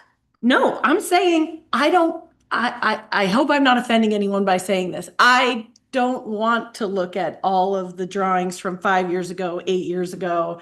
I want to just do what we said we were going to do last year, which is to pick up this ugly old building and put one back that's better and more accessible. Is that the scope of the project? Well, so this is This is where I opening a get- big I get can of worms confused. around George Park, which is, I think this would be on my list of things for an annual and longer term goal, because I think this is something where we might want to consider having a steering committee of some sort that takes a look at the plan. But to your point, the bathroom stands alone, is my understanding. We discussed this, it's been asked and answered for the past board, not when you guys were on, that the bathroom needed to be redone and it was okay where it is, and that wasn't gonna impact, even if we shifted where fields go or whatever in the future, the bathroom can stand, it like is siloed in that way, and so we can get that project done. I also feel like at the rate this project is going, if we do the bathrooms in 2026, by the time we're ready, it'll be time to redo all the bathrooms anyways. So let's just do them in 2026.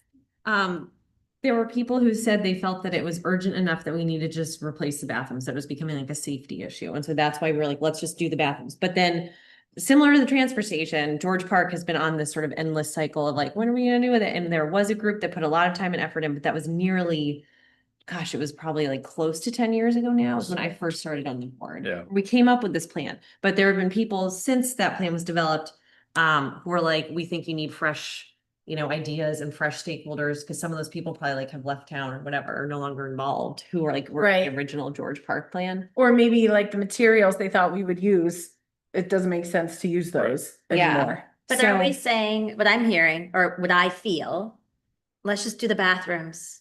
There's two different things going on here. Yeah. One, fix the bathrooms. Yes, 2, readdress George Park. correct. Yes. Yes. Short-term, I think long-term. that's correct. So the bathrooms, unless, the only wrinkle would be if somebody like Dan Blanchett or somebody was like, put the brakes on, this is gonna screw up something else if you want to make a change here in this plan, then perhaps we might need to revisit it. But my understanding has been that the bathrooms can be where they are and just be redone. But I think if the brakes were put on it, what hasn't been successful is then that information getting back to the select board, right? To say like, oh, this was on the agenda for this year, it didn't happen, why didn't, and I know we all know now why it didn't happen, but previously when we were asking, it was like, we don't know, it just didn't happen. So it being like bubbled back up, if we're saying this is a priority, you want to check this off the list, please tell us if it doesn't happen. Right. I think this is an example of one where we would want updates on progress and or barriers, so that we could be like, okay, let's help address this. But yes, this is an example of like, I think George Park needs to be on our list of That's a perfect candidate. things we have to revisit as a board and figure out what direction we're going in. And I know there are people in town who are eager to weigh in, and I'm sure they would be helpful on this. So I think that's one though where we might want to consider a steering committee. So we don't have to go down that path. May I just throw out some other things for folks to Yeah. slosh around with until the next meeting? One is, I believe we have to, at some point, determine with Webster the bond length. So that's still out there. Mhm. Riverway Park, I think when the snow starts to melt, we'll come back around, granite benches, picnic tables, and what's happening over there. And with the melting of the snow will also come the horseshoe pile. Yep. And figuring out what's gonna happen with that. We said we wanted to have a defined approach for how people can request money from the Merrill Dustin Trust. I don't think we necessarily need to do that, but I think maybe the trustee of the trust funds could set up, how do you request money? And they could get posted on the website. Since a big point of the conversation was simply around, well, how should you request? When should you request? How far in advance? And none of that is available online. So how would a community member know? Let's see.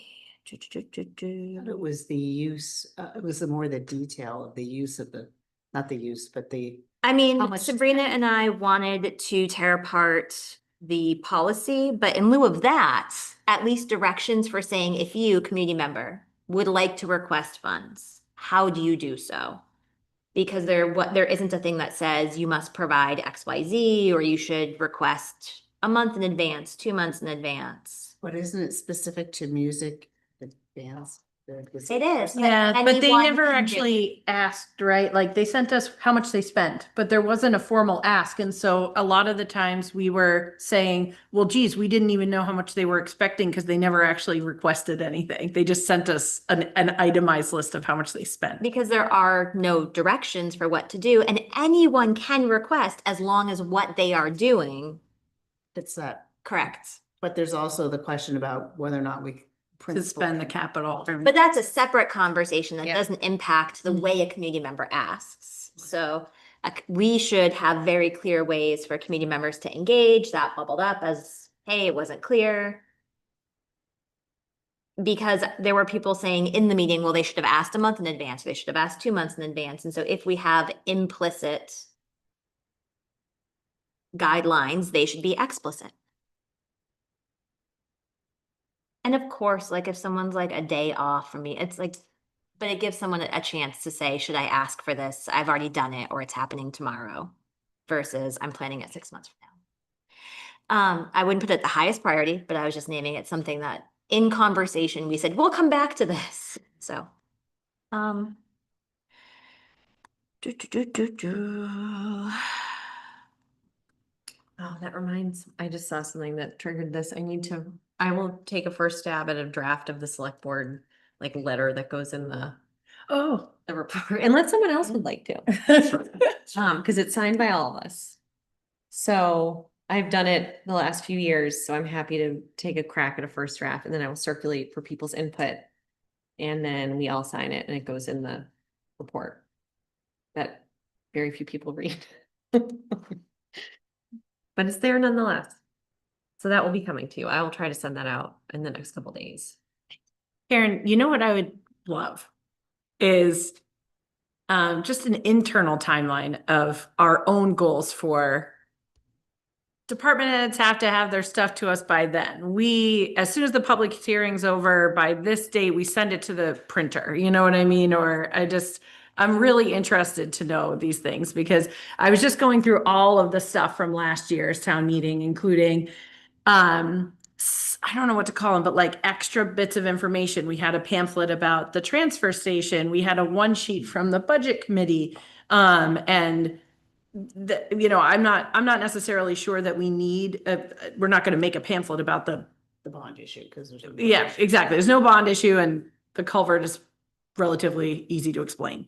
But the town report itself being as important as it is, I would just, now that I'm inside, I would really like to know how and when it gets made, and working backwards, so that not only do the department heads have their deadline, but also what are our internal deadlines for printing or for having them in hand? So they're supposed to be available to the public 1 week before town meeting, which actually begins on election day. So I think it's March 10th. And then you back it up to the printer. Yep. The printer likes to have it 3 weeks ahead of time. 3 weeks. Okay.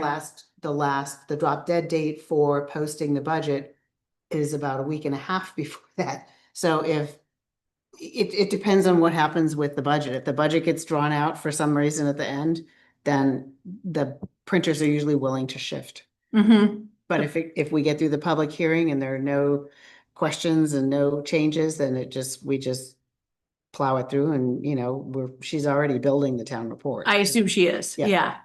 Okay. So have you given the department heads your deadline from where they need their letters in there? Yes, it was last Friday. It was last Friday. was Wow. last Friday. Okay, great. Yep. Great. Financial information, she's asked for this Friday. No, is it this Friday or February 6th? I don't know. February 6th is in there. Not sure that everybody can have financial stuff wrapped up by then. So there is, we have to be a little bit flexible, but Absolutely. Kim has sent out the email. It was crafted based on last year's email, same timelines to hit this. Okay. Yeah. Okay, I'm just trying to be cognizant of the other things on our agenda. So do people feel okay with us having a more intensive conversation at the next meeting about goals? And Yeah, timing? definitely. Okay. And it may be that at some point we have a separate. Do you want meeting. those? Oh, yeah, thank you. I Yeah, love sure. that.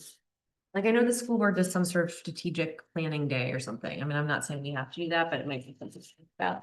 If we find that in addition to our other business, that this is gonna take us to like midnight, maybe we wanna have a separate sort of goals meeting or something, but Yeah. I'm just throwing that out there. Can I just throw out something that I've been thinking a lot about that is a big thing, and that's our TIF district and the use of those funds. Yeah. That's something I think that's something we should be talking about. Agreed.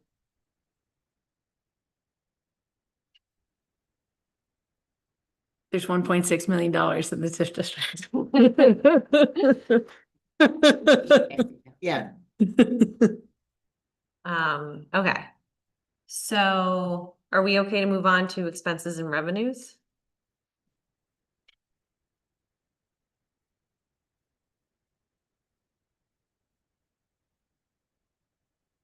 Um. Review the latest in the expense revenue. I'm gonna start there. The sewer fund has about 10% of its budget left. 93, I'm sorry. 103,000 budgeted, 93 spent. The general fund, we currently have about 92% expended. There's another, actually, this was done before today's bill run, and there's another 2025 bill run next week. And this $746,000 does not include the approximately $200,000 that we encumbered. So, I, being curious, went back and looked at 2024. 2024, not including the encumbered funds, we ended the year with $434,000. 2023, it was 824. So we're kind of right in the middle, which I feel that's a good place to be. Put some money into fund balance and, we're not cutting it too close. Revenues, we had anticipated, wait a second. We are at 84% collected from where we expected, and we've talked about some of the things that the shortfalls, the state land that we didn't get, the confusion around that. We have billed nothing in terms of land use change tax because that came in late in the year. That was something that got missed in the transition of staff. So that was a $45,000 budgeted item that we did not achieve. But will come in the long run? I don't know if it'll be 45,000. That's a guess. Yeah. Okay. But that they will, I think there are 5 parcels or 5 properties that are to be billed. And they will get billed.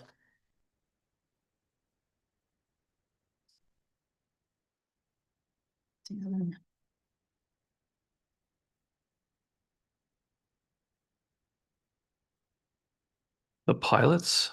The pilots, that one.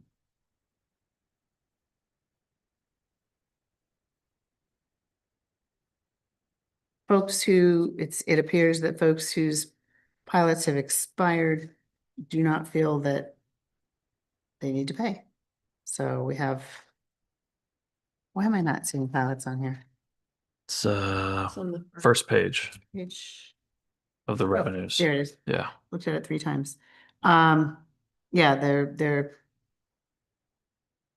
couple of them that are not submitting anything. Everybody, it looks like everybody else is. So have we had communications from like St. Methodius or anything? No, they came in. It's still on our. Says showing- Oh, it's 50%. collected. Yeah, sorry. Yeah. That might be, no, that will be something I need to follow up with Kelly. Yeah, there's those 3 right there. Uh, If I Kearsarge watch too.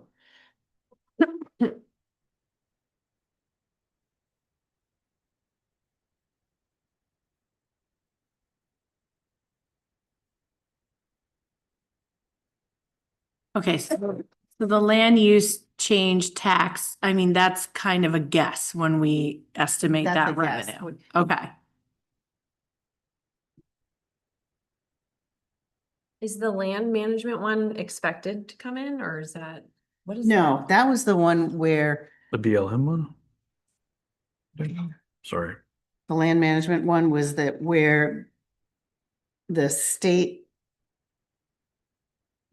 land, that's not the big one. It's the flood control reimbursement. Sorry, it's the one below it. Where because our assessor was not able to respond to the state when they needed the information, we missed that boat in terms of getting reimbursed for state land, the flood control stuff. So with the state rooms and meals tax, we estimated that we would get $580,000 and it says that we've got 0 by 12/31. I think that's probably just has not been posted yet. They tend to send that in on like December 31st. Okay, yeah, but you think we did get some? Oh, we got some. Yep. And I Okay. believe it was a little more than that. Great. So the 84% collected number will go up That'll help. when we write down that we got the rooms and meals tax. Because our uncollected says $655,000. So if we get $580,000, we're much closer. Right. And I think when we did the MS 535, which is the revenue projection through the state that we do through the Department of Revenue, she had those numbers. I think it was 585 that we actually got to 586. Yay. Take it. Yeah. Exactly. Christmas come early. Excellent. So, okay, great. So would you mind at our next meeting bringing the same reports? Yep. With how things shook out over 2 more weeks? We will have closed 2025, I believe at that point. That's the goal. Oh, perfect. Yep. Oops. Anything else on this? So back to the goals. Mm-hmm. The sewer, I think Kelly has said, well, the sewer was supposed to pay for itself, but it doesn't, and we know we need to do something there. I would love to get a better handle on that in the coming year in terms of, you know, where we think we can get. So is that what we did a rate study about? Yeah. Was that the sewers and we decided to? We did like a slide. Yeah, because it's confusing because the Kentucky Village Precinct also is raising their water rates. Yeah. And tax rate by 8.5% each commiserately for 5 years, if I'm not mistaken. Unrelated to the sewer. So I'm just conflating what was our rate increase scheme? I'd have to look back. I think we had the choice between covering operation and maintenance or operation and maintenance plus capital costs. Right. And I forget where it was in our materials, but my memory is that we elected to try to cover operation and maintenance, I think within like a 2 to 3 year period. I think it's 3, yeah. Yeah, Mhm. because to do more than that felt like it would be really hard on some of the residents here, because it would have been a really, really big bump up. Yeah, And we felt like, it would have been staggering. I'm yeah, sure. we felt like covering the capital costs would have been great, but it was a really big jump up to have your capital costs be covered solely from user fees as well. And the capital cost, that means bigger than just a repair, right? That means, Yeah, that like means saving for, yeah, like long-term major improvements or upgrades. I mean, that's just my personal definition for it. I don't Right. know, but something like that. right? Yeah. Yeah. So just to circle Oh, back then, Sewer rate proposed detail. look at that. Yay.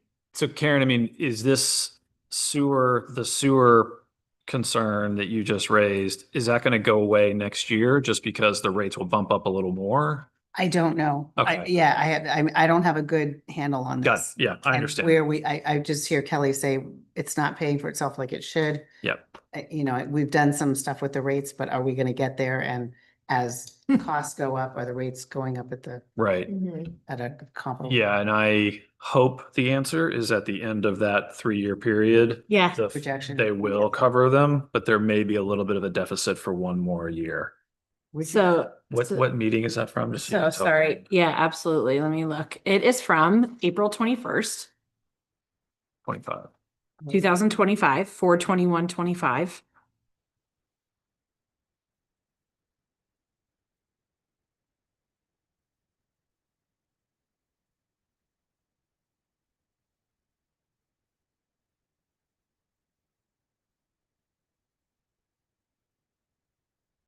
Jeff's back. He's got Is his this hand up. right?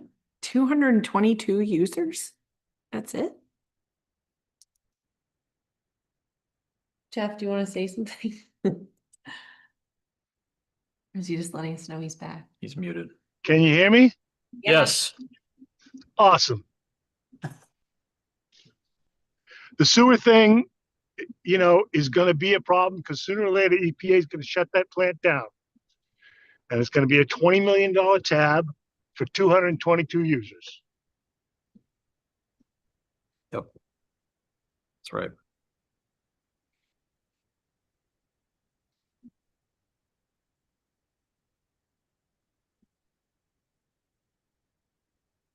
Okay. Okay, so yeah, based on these visuals, it looks like we decided to go 30% a year, raise it 30% a year for 3 years. And that this very rudimentary graph here shows that in FY 27, we should be raising more than the operational costs. Which I assume this is FY 26 and next year is FY 27. Yeah. So we attempted to make it pay for itself, not including capital, by next year. But you can look at this, it's in the, What was that, Jeff? Do we know if the rates were raised when the bills went out last month? Do not know that. I don't know that either because I don't know if that comes over from, I don't know where those bills get generated. Or if, Christine generates them, I believe. yeah. The problem is that the water precinct isn't billing everybody, and the sewer bills are based on the water precinct. Right. Right.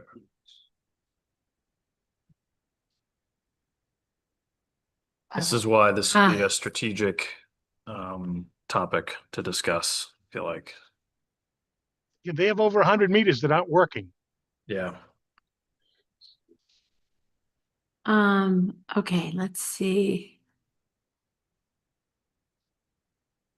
Unfortunately, the rate is not listed on the bill. I pulled up Lauren's bill, hope you don't mind. But the rate is not listed on the bill. However, the bill, Lauren's bill, again, not to call you out, doubled between the prior bill and the most recent bill. It's good circumstantial evidence. So. That rate could adjust. He's got daughters, doesn't he? I don't think so. I thought it was based on gallons used. Usage. Yeah, sewer rates, or the amount you're paying for. Water sewer rate, based it's on- based on water in. And village precinct is just wow. That's based on tax. Oh, no, I take it back. I take it back. Lauren's sewer bill went down. I'm sorry. I was looking at the water versus the sewer. So we'll have to, would you mind if Yeah. We we need to can dive into this. And figure that out? Yeah, well, I'll try.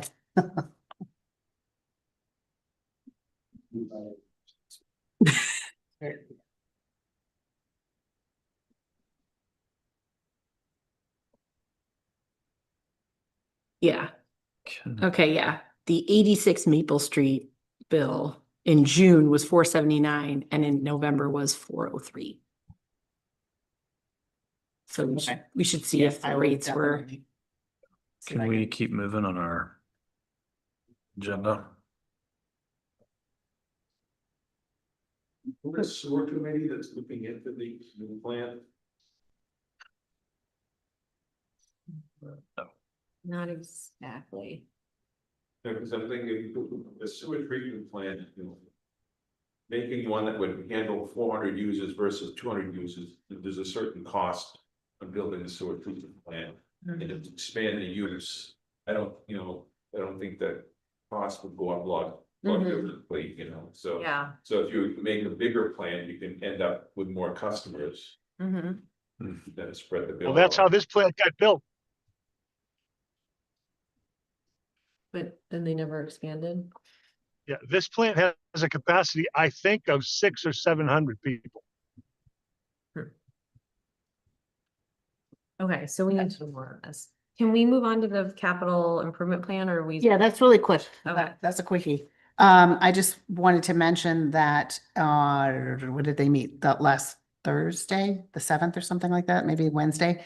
The Capital Improvement Program Committee voted to recommend to the select board the same program, the same plan that you guys had seen in the presentation. So in talking with Sabrina, I think I build warrant articles off of that, unless you guys have any last minute changes.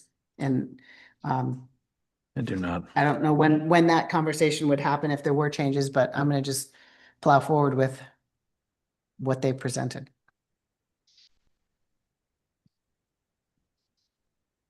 Okay, does anyone have an issue with that? No.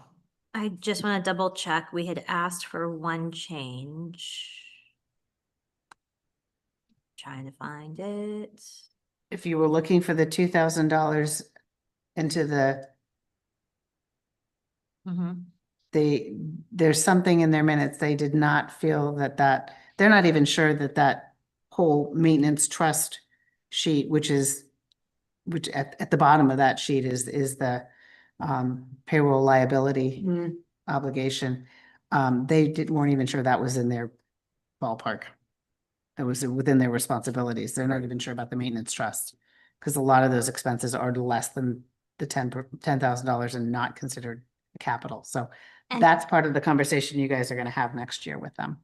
So if we did want to see that money there and they feel it is not their, it's not in their purview to change it. It's not in their recommendation. You guys should vote to recommend that go in there. That be added. Y'all remember the conversation? Yep. Okay. Do you folks feel strongly about building that fund back up?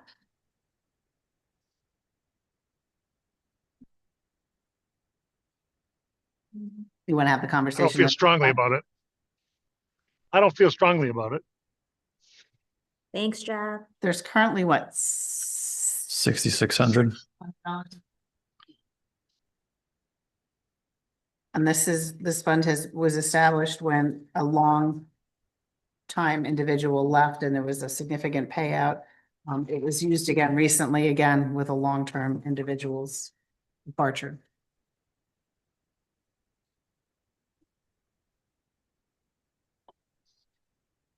I mean, I would be, I mean, it is good to have this built up. I don't know how much you were thinking of us chipping in, Melissa.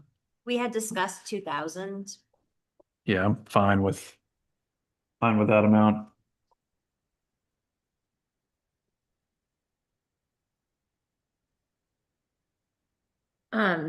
Without giving away anybody's like private details or anything. What does that usually run us when some really long-term person retires? I mean, is it $6,000 or is it like $16,000? Probably the latter. I can't remember the situation, but it was a chief retiring a couple of years ago. Right. And then Yeah. you guys did a bulk amount into one-time deposit. That was one used to pay that out. And, was significant, I think. It was. That was the The biggest. tens of thousands. Yeah. and so it hasn't really been touched since then. And so It was touched last year to a smaller degree. And so when we were going over the CIP and maintenance and all that in our budget work sessions, and we were asking about what's this, what's that, what's this, we realized that was used to help pay off accrued vacation time. And that it may behoove us to start building it back up again, not because there's a specific person in mind, but because you'd rather be safe than sorry. Prepared.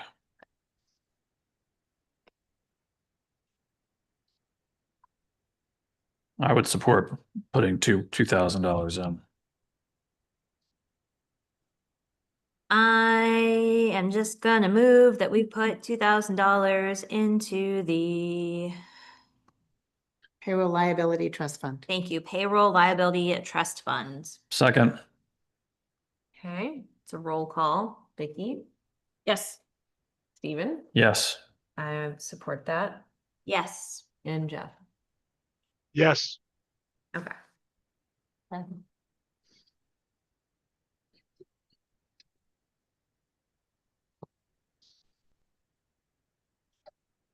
Anything else on this? No, I didn't have anything. I Okay. just, yeah. Wait, I do, just a question though. So just to remind me, there's the CIP and it's really big, and then there's the maintenance trust fund and they're much more modest.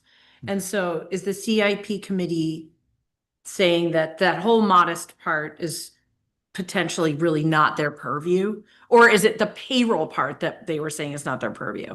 A lot of the project expenses in here don't meet the $10,000 capital. I see, there's a threshold. definition. I see. It's definitely stuff we need to track. So I think. But they're saying that, They're saying, we're not sure that we Have have to to decide. charge. right? Okay. So, okay, I don't think a maintenance trust fund is within their purview. It's a maintenance item. It's not a capital improvement item. so is that theoretically just something that Karen would bring as part of next year's budget discussion versus Mr. Feller? Yes, yes, in my and opinion. I think they both, they tie together though, Right, I mean, it's worth not, looking at them at the same time. I sort of understood this was one of the sort of strategic things we were going to discuss later on in the year, because I think that's where we ended up when we were doing this as part of the budget discussion. right, Is the CIP and their discomfort, sort of managing this and making recommendations, and Karen saying that they really shouldn't do that. So, yeah. They should. Not the show. Somebody's got to do it. But yeah, so I hope, it Swear. sounds like we should, and we are planning to talk about it again. Yeah. Clarify. When you meet with them, yeah, Yeah. yep. You good, Vicky? Yes, thank you. Okay. No problem. All right, town administrator update. Landfill cap, we had Dan and two folks from Novus and I had a Zoom call the last week. The first time that we'd really connected on the landfill cap and what needs to be done there. They had actually, the $800,000 was their ballpark estimate at a full fix. That was not just generally what they would recommend. However, they know it's a big number. They feel like to prevent perhaps a further erosion, not pun intended. You really want to deal with with redoing the portion of the cap that was affected and the drainage around it. Dan seems to, he asked them in the course of the conversation to say, okay, can we just kind of piecemeal it and fix the specifically affected areas and then see what happens? And if we have another slide, then we'll, do the big fix, or we'll plan go back to, the big fix later. One thing Novus did point out is any work up there might tie in well with our lagoon closure. If we have the same folks doing it, if that happens to work out, because then we will not have mobilization costs, which would save us in the long run. Just something to keep in the back of our minds. So what was the answer to Dan's question about focusing on the affected areas? They have gone back and they're gonna get some numbers for that. Okay. And break that out. And do we have any sense of what DES might require this year? I was really surprised. Their read was that DES would see this as a maintenance issue and Oh. Okay, that's good. We have a little time. yep, Yeah, as long as the liner hasn't been breached. correct. which Yeah, It has not, to the best of our knowledge, so. Okay. Yeah. That gets breached, then we have a different, different Can of worms. conversation. Yeah, Yep. okay. so I thought that was positive. I put the Comcast franchise renewal in your Yeah, saw that. in your folder, and Jeff asked me to get the marked up copy from the lady's name, Monica. And she sent something back, but she had to convert it from PDF, and I did not actually dive into it. I'm happy to spend some time looking at the old and the new side by side, but it appeared that's going to be the only way that we're going to figure out exactly what was changed. I didn't put the PDF version up there. Jeff went through it and said it was very difficult to read because the font changes and all kinds of stuff. That's frustrating. And this is just for our, like, what the town uses for. The Comcast Yeah. franchise. Yep. So it's Oh, yeah, it's that's the funky. internet. Yeah. So we're not gonna be negotiating this no matter what. There's little to negotiate with these. Yeah. This is what gives them the right to like use the telephone poles and. Oh, okay. Yeah, it's so awkwardly written to operate a cable television system in the town. How can she not have a Word copy if she made changes in the document? Great question. I don't know. Well, ask her. Okay. She's Yeah. lying. I mean, I asked her for her marked up version and I sent you whatever her email was that whatever she was working with, I don't know when it was last done, 10 years ago or something like that. She had to import it and do whatever. So I can definitely follow up with her. So this is not about like something where we would get a bill. This is letting them operate. Okay, We even got get it. money. Yeah, We make There's a money. little Correct. with this. Great. it's capped though. Is there a date by which we need to respond to her? I don't- Expires in July, I think. Yeah, I think we have some time. Okay. Let's see. Yeah, we had 10 years ago, we did the first one. I don't know if we want to have council look at it or if the changes are minimal enough, we're good with it.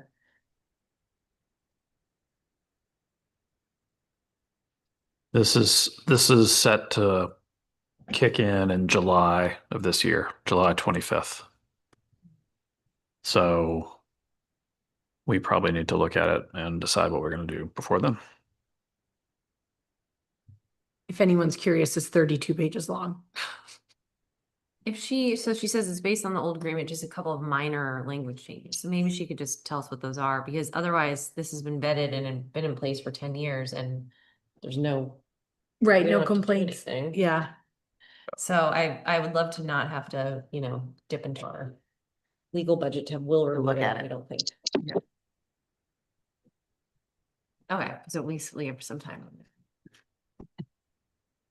And that's a little bit of a segue into, we have eliminated all of our Comcast billing. We had duplicate internet, TV, whatever, the fire station here in this building. We're all on TDS. Just dropping the Comcast was like $960 a month. Wow.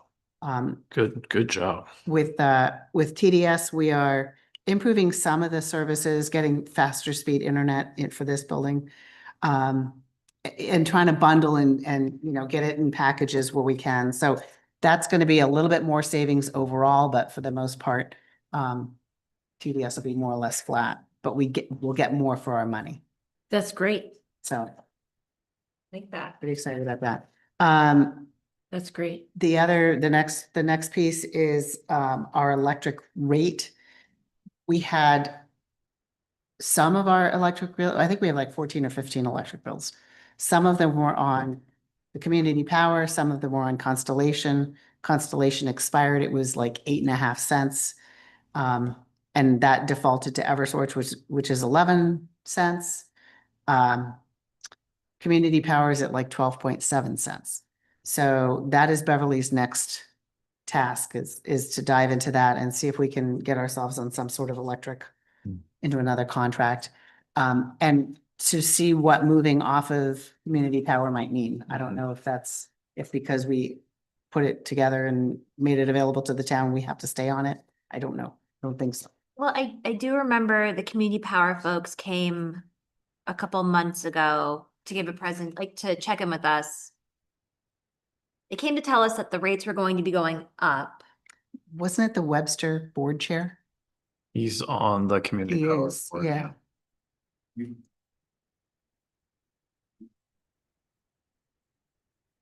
But they came and discussed that. And so how often do the rates change? They're like It's like every 6 months. every 6 months. February and August. So we should be seeing some announcements coming soon in January about what's going to happen in February. My understanding is that the community power rate is going to be above the utility rate again. Yeah, I think they're rebuilding some reserves or something like that. They had to, their fund balance, for lack of a better word, is a little low, so they're making up some ground. So Anyway, just, we are looking at that as our next audit. I gave you guys a meeting schedule based on last year's meeting schedule. What's your thoughts on this? Cool. I was just looking, so, okay, so one meeting in February. I think, so we dealt with this last year too, because you start getting bumping up against needing to have meetings at certain times because of the elections. So I think that is fine. I would suggest that, the March ones we probably want to shift, and also one of the, maybe April too. So we've got, I think ideally we would not have a meeting the night before election day. So I would suggest potentially doing Monday, March 2nd and Monday, March 16th. So that we avoid having, But I want to rave that night. so, and then we then have town meeting on the 19th. And so I think not having a meeting on the 23rd would be nice, because it's just a lot. It is a Yeah. lot of Yes. time and energy on. I town agree with stuff. those. Then you're saying move up April because then there's like such a So- gap. Well, GAP and the 27th is school vacation week. Okay. And so I'm thinking if we then bump April back to the 6th and the 20th, then we Mhm. avoid a huge gap in 5th and the 20th? April. Six. Monday. I'm at 27, sorry. I like there. Sorry. Whoa. So yeah, it would be 3/2, 3/16, 4/6, 4/20. Okay. Yeah, those are, I And that's agree with just a those. suggestion, because I may or may not be here. Jeff. Why do we do the February meeting, only one meeting? Well, I don't Is it because remember. of break? I think it's because, Break at the last week. yeah, that last week is school vacation week. The And work is done. Your budget work is done by Yeah. then. I think last year it just happened this way, and it was like a nice little break before we then had like nonstop Yeah. meetings in March. Okay. March is just a little bit wild. And so what were the March dates you're proposing again? 3/2 and 3/16. And let's not kid ourselves, right? One meeting on this in February does not really mean one meeting, right? We'll probably have to Correct. We do probably will need another. the other towns or the fair And or there the will be other lawyer. meetings. We will be dealing with finalizing, going to budget committee and Do you want to pencil in something for not vacation week? And maybe in February. The week of the 16th. week of the 16th? What's 16th? 16th is President's Day, which is a holiday, but that we can certainly meet, or Tuesday, the 17th. Yeah, maybe we should pencil in. That's back-to-back weeks, but I know. I'm not available that evening, but that's just me.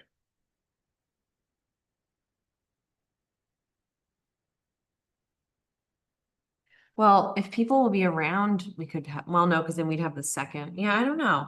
I think we're probably okay. And if we do need to add something, Yeah, we can we'll do it, but figure out the schedule that we're. yeah. I think it'll be okay, because then if we have it on March 2nd, it's actually not that big of a gap. Mm-hmm.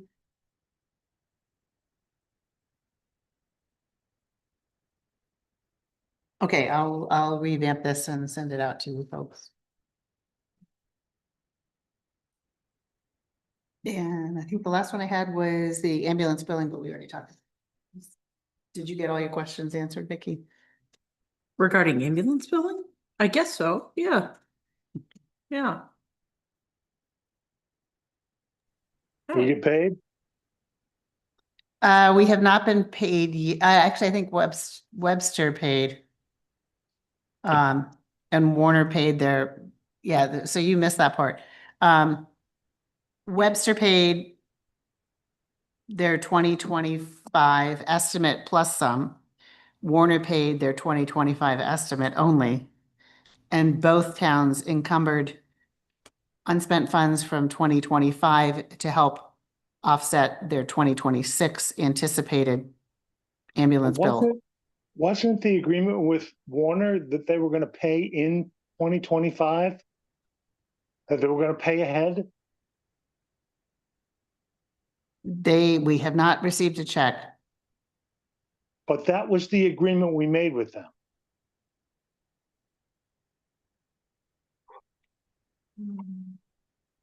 No? We sent them the estimates, the 2026 estimate in time for them to encumber funds, because it's the same thing. We didn't want to book that revenue in 2025. We wanted to book it in 26. Okay, well, it's not here, so now we can book it in 26. Right. Okay, let's move on. Does anyone, are you done with administrator? updates? Yes, I'm done. Thank you. Yes, sorry. Does anyone wish to speak for public comment? Please come on up so the mic picks you up. Scott, go ahead.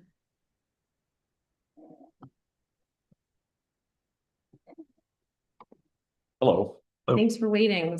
Yeah, no problem. Scott Clay, 1677 Boundtree Road. I just wanted to talk to the board a little bit about Hazardous Waste Day this year. Because when I arrived, they had already met their quota for Hopkinton. So I was turned away with some pretty nasty stuff, which now I have to store for another year. And so I was wondering if the town would consider increasing the quota, because the town has grown, which unfortunately that means that there's more hazardous waste that needs to be dealt with. And there was someone there that was speaking to everybody as they arrived, urging them to go to the town and suggest that maybe this could be done twice a year. And I don't know if other people have already brought this to the board's attention or not, but I think it's important to provide every incentive to people to do the right thing. Right. And not say, take that herbicide and just dump it in the sewer or down the drain. I think that kind of stuff, if it gets put into the town sewer system, it's pretty hard for it to deal with that too. We did, wasn't it you, Vicky? Somebody talked about upping the. Karen? We did, yeah. So after Hazardous Waste Day, I got a pretty lengthy email from the Henniker Town Administrator saying, just describing what happened and saying, they hit their quota and they took a little bit more than they could have.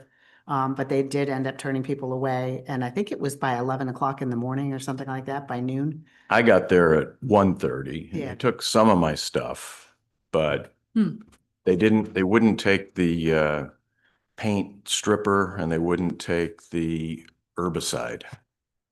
So what she suggested is that I think we were budgeted, I was just looking at. You said like 16,000? 15,000 last year. We budgeted 16,500, I believe, at her recommendation for 2026.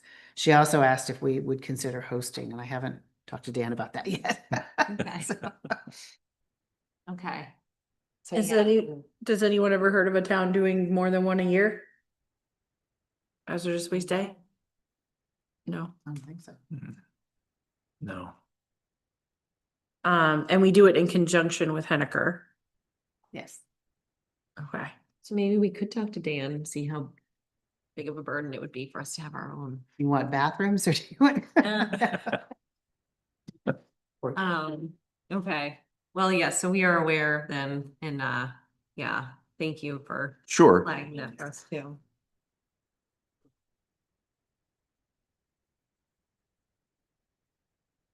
Evening, everyone. Lauren Clement, 86 Maple Street.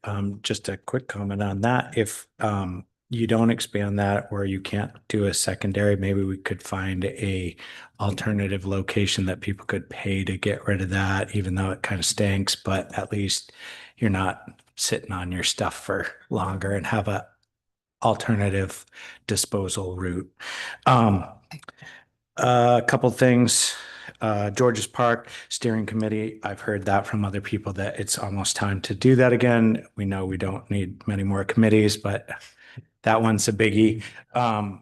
The bathrooms, it was said that we pretty much just need to rip down the bathroom and put another one. That's not the whole story because it has a leach field. The leach field's old. That leach field needs to be decommissioned. And then they want to put a pump in to pump to the town sewer system. So there's a little more to that. Couple of the other things, the EDC position, TIF district, you guys mentioned, lagoon closure. Another one was hopefully an updated road list. We heard that, I think Dan said that they were going to try to do a refresher because people are like, oh, when's this road getting done or when it's almost time to refresh that and maybe something moved up or didn't, but the horseshoe pile came up. I believe the leach field across the street was decommissioned, but the water hookup was still maybe sitting there or not. I'm Capped. maybe it got capped, maybe it got finalized. I never heard what happened with that, but I know that was a thing that was up. Slusher Center Food Assistance Program probably should be on the list because that's kind of in limbo between the new position and whatnot. The conversation about the fence at the transfer station, I'm just curious, and we went through putting a new chain link fence at George's Park, and it's not an inexpensive endeavor. I don't know if that would be tall enough. If I know where the paper is, I'm not exactly sure where that's blowing, but I've seen the little fence that's kind of around the perimeter of the road going in there. If this stuff's getting airborne, are we building a fence that then doesn't capture that? That seems like a big expense, and whatever happens, hopefully it works, but I'd like to hear more before we start pumping money into a fence there. There was a conversation earlier about a lot donated, and it was stated that the back 6 acres couldn't be built on. I don't know the particulars about the lot, but with the new ADUs that have passed, I'm not sure if that is a potential for that space to be, hey, we got 6 acres out back. Can we put in a leach field and add an ADU? Well, now you're building on your piece of land that you claim you're not going to do anything with. And I'm not saying that anything against the person, but seems to be an unknown there.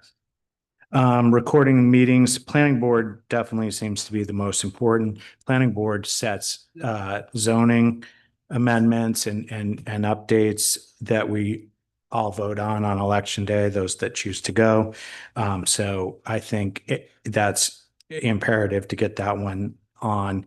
I believe it also falls on the same evening that the school board generally meets. So there's a conflict there for people that are at school board meeting. And then in the select board met with different departments this year.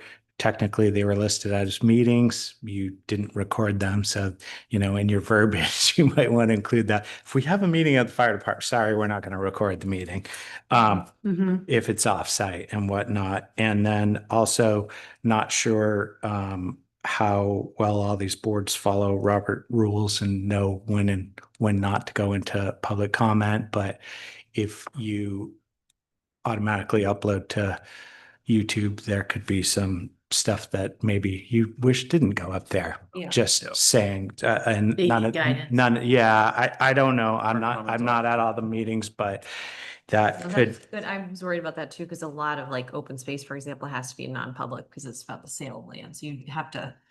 Discretionary stuff gets a little, and then lastly, when you were discussing the CIP and the payroll liability trust, isn't salaries or overtime or that vacation time built into employees' salary?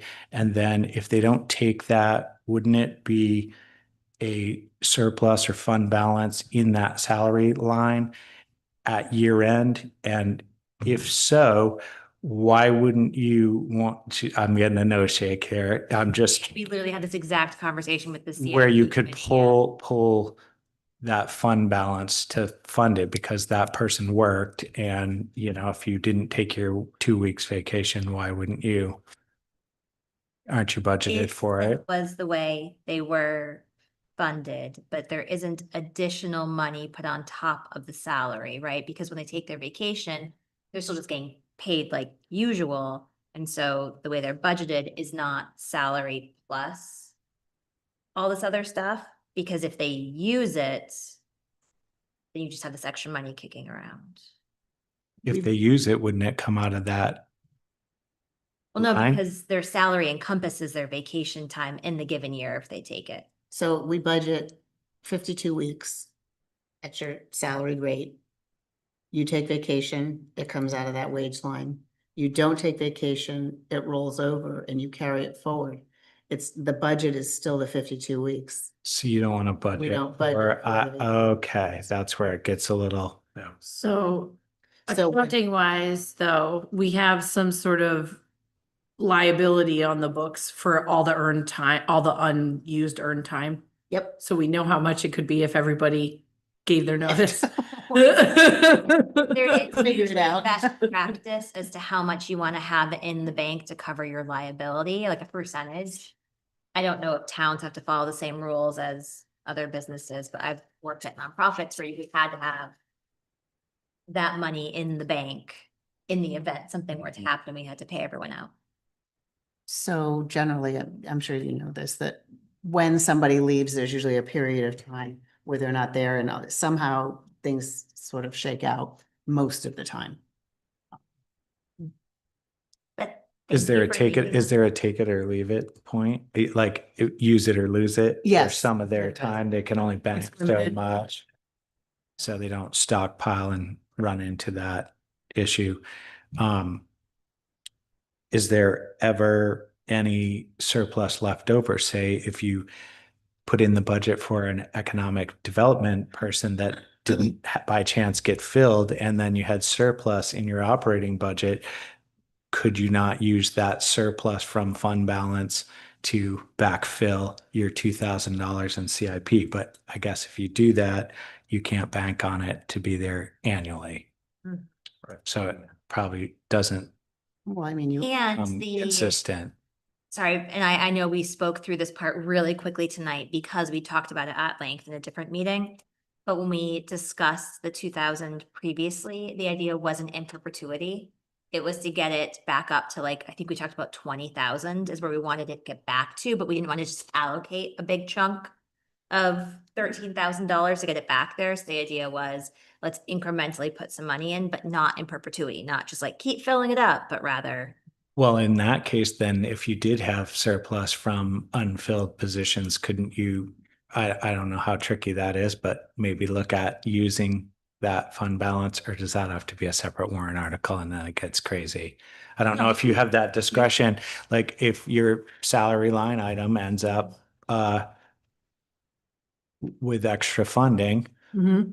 you can use up to maybe even a little bit more than the 2,000 and get that backfilled sooner. But maybe this year there's none, but next year there's, That's a really cool Yeah. idea. instead of you can. asking for You can more. fund The excess. trust funds with fund balance. Mhm. Because A to lot me, of towns that's, do that. seems to be with good intent that you're putting it in the long, from a salary column to a Particularly sal- this year, where we had 3/4 of the year with an unfilled position. Mhm. And I think it may stay there for next year. That who knows how filled that will get. So- But More to come. we'll see, more to come. Anyways, that was my thoughts from I get it. So today's. the excess at the end of the year from the salaries line item to this not maintenance trust, I'm sorry, payroll liability Yeah. trust. Don't you have to do that? It would be a warrant Okay, article warrant at town article. meeting. It would be a right. warrant Yeah. article. Okay, You got can't it. just do it at the end of the year. Would you like me to do that with that? Or do If you the wanna money is revisit that? there, that's like. Assuming like, sorry, I just, cause I'm not looking at the numbers at this exact moment, but assuming it's possible, I think that's a much better. Way You- of building it back up than asking people to chip in more. Economic Development had $43,000 available at the end of the year, the Economic Development Director salary line. I also recognize that there's 45,000, so, cause we also looked at revenues tonight, so there's the money we didn't spend, but then there's also the money we didn't get. This past year, That revenue is not part of that. Don't think about that as part of, as affecting the tax rate. Because those revenue shortfalls, when we did the Department of Revenue projection, we accounted for that because we knew we weren't getting certain got you, pieces. okay, so I shouldn't be worried. So in about your that. calculation of your tax rate, it was already accounted. Okay. What do y'all think? I'm open to using that money, but I think we should think about where it goes and not assume it goes in that payroll liability trust account. Mhm. Okay, well, maybe we can, that's a good thing to think about, though. Food for thought. Yeah, I mean, curious, I mean, Karen, if you don't mind thinking about if you have a recommendation for where we might use it, not right now, but I mean, I just something to think about. Kelly would probably not like to use any fund balance because with this lagoon closure, we are going to be paying There's also upfront that. some, Right. it's a big project in a short amount of time. And we've got to pay upfront and then get reimbursed. And that's where fund balance, Yeah. a healthy fund balance comes into play. Okay. So, All right. Well, thanks, Lauren. good idea. You're welcome. Any, Good is night. iPhone 4, somebody we know, do they want to speak? I think that's it. Do you have public comment, Ryan? Yeah, just to clarify what this gentleman said, that of the 6 acres that was kept by the Wilders, there's already a house on that, house, yards and grounds, so not all of that 6 acres is under current use. Right, okay, thank you. Okay, board committee updates. I don't have. Housing Committee did not meet this past month. Trisha was sick and Jack was not available. So no updates there. I do not. You wanna- Either I'm trying to think. EDC hasn't met. We've had some quorum issues. Hoping to meet later this week. Energy Committee usually takes December off. You want to give a quick budget update or? Actually, wait, you should ask Jeff, though. I always want to know about the Waste Reduction Committee.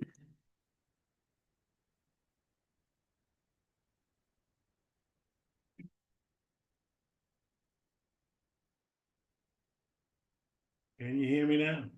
Yeah. Yep. Awesome. We didn't meet, so you got nothing to hear from me, Vicky. Sorry. You guys. Nice, okay. It was a tough time of year for this meeting.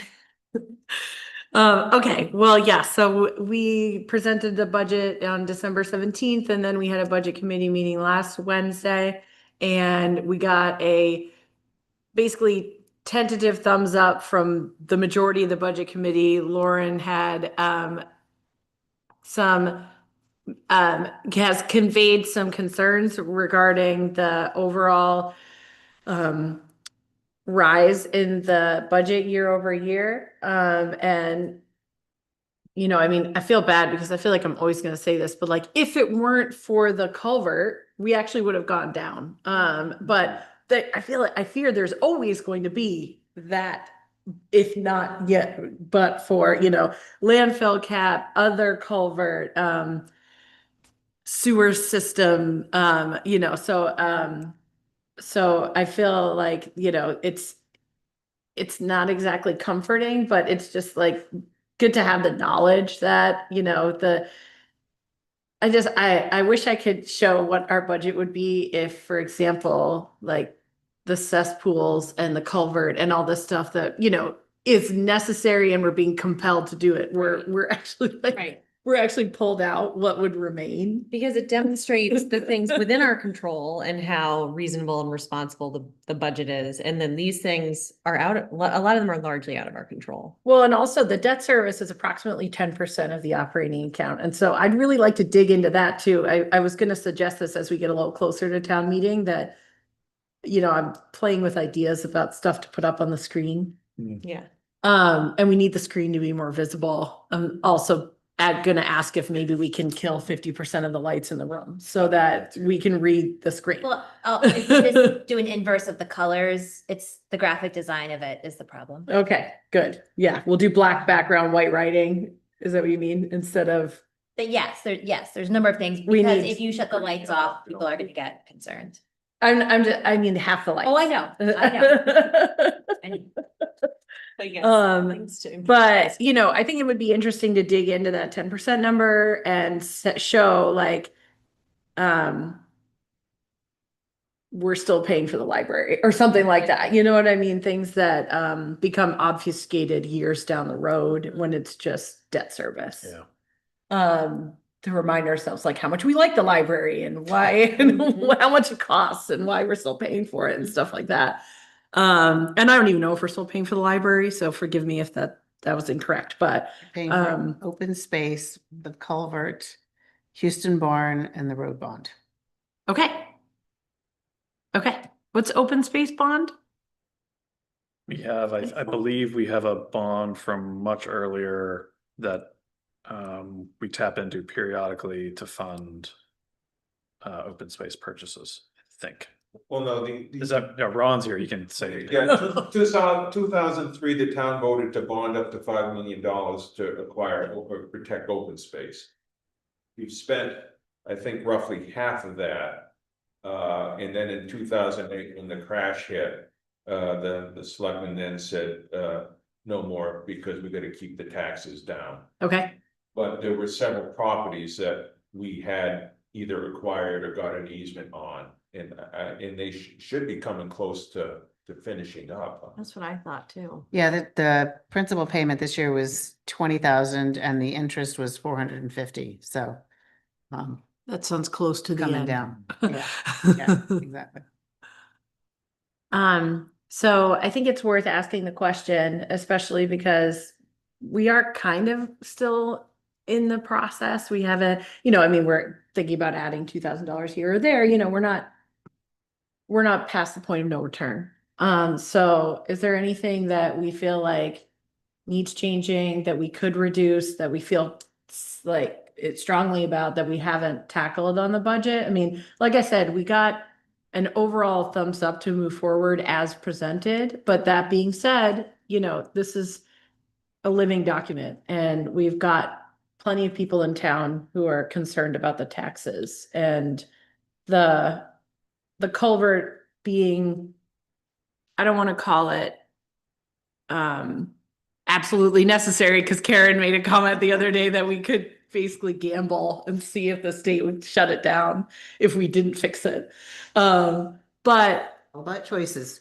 it's all about choices. But let's say, okay, the culvert, we're going to do it. And let's say the debt service, we had to pay it. And let's say we're not going to fire anybody. So there's not much left in terms of wiggle room, but and truthfully, the CIP is where the wiggle room is, or the roads, because we encumbered money.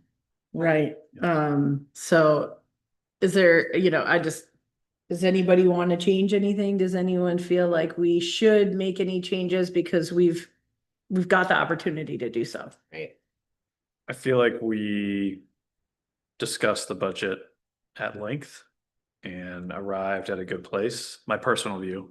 And so I'm happy with where it is. Yeah, I listened in on that meeting, and so I was thinking about it, but I think we did the little shaving that we could do. And so I feel like if you start asking for more cuts, then we're getting into cutting services that people really want. So, or putting us further in the hole down the line. So cutting things from the CIP. And I feel like, people get mad at us for having debt, but that's because people didn't want to pay for it at the time. So I feel like it's a very good budget and one we can stand behind. And so I couldn't think about anything that we would cut further.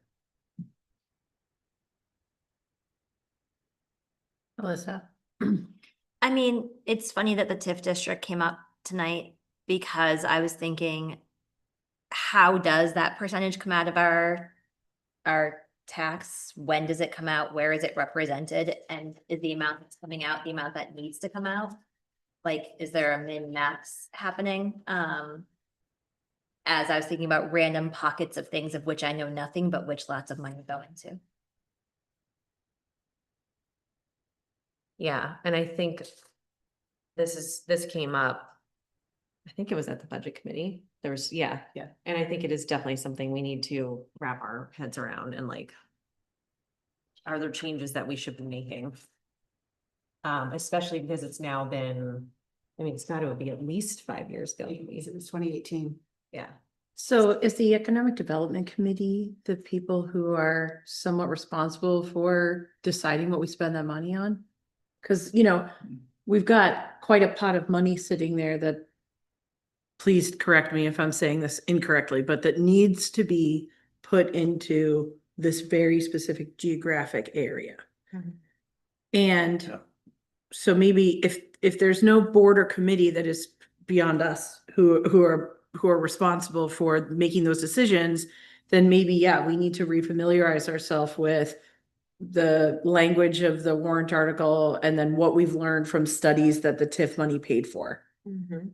Cause I'm worried that we're banking, Yeah. we're banking now $500,000 a year into the TIF, which is encumbered. Mhm. And so theoretically, we're making it up. You know what I mean? Like the rest of us have to pay Yeah. like the difference there. But I'm saying, like, do we have to bank $500,000 a year? Well, so right now it's written in the law. Yeah. The town adopted whatever. Right, right. But So what are our can options? we, no, I'm not saying we should, but I'm saying, can we unadopt? Can Right. we? We untiff, run? untiff the TIF. Yeah, at least one of them. But would that have like an impact on the budget we as a select board are thus putting forward and also the tax rate for the town? I mean, there's two TIF districts. There's the one over near Dunkin' Donuts. Yeah. If we were gonna think about, this is just my sort of my personal reaction, if we were gonna think about doing away with one, it'd probably be that one. Just because there hasn't been a whole lot of development over there and it does not appear to be as an attractive an area as we hoped it would be. Mhm. And so, but that's not where all the money That's not is where the money accruing. is. Right. All the money is accruing at the exit 6 TIF. And that is an area where we have identified that if there is going to be non-residential development, it ought to go over there. And so we should just be thoughtful about, doing away with that money. Not even doing away. Could we ask for less? Like because I don't understand how it works. We'd It have to could be go to different. back to town meeting to reduce, I think. But we have one coming up. Yeah, oh yeah. So I'm not saying we get rid of it, but I am saying if there's already money in there and we could ask for a little bit less money to keep accruing, since the amount that's going to be going in is higher after the reassessment. I just feel like it behooves us to evaluate that as an option when we're also looking at all these other big projects coming up. I'm not saying abolish. I'm not saying put that on. I'm simply saying, like, I don't necessarily understand what the current percentage is and what our options are for what percentages it could be. It's Lauren, not a percentage, like, there's a base that was created and any amount over that is what goes into the TIF. And because of the huge revaluation, 2 Big- revals since then. well, yeah, two Yeah. tax cycles since then. That's why all of a sudden it's big money. So in the first 2018 to 2023, you put in about $500,000 and then it's been about $500,000 each year. Jeff, were you gonna say something? I was just gonna say, Steve is right.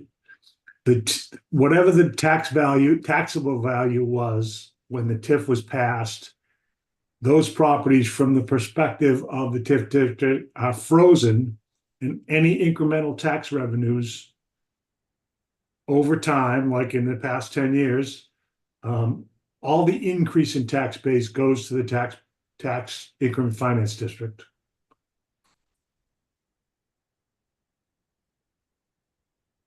I don't know if that helps or hurts. Oh, It does help. yeah, Thank you, Jeff.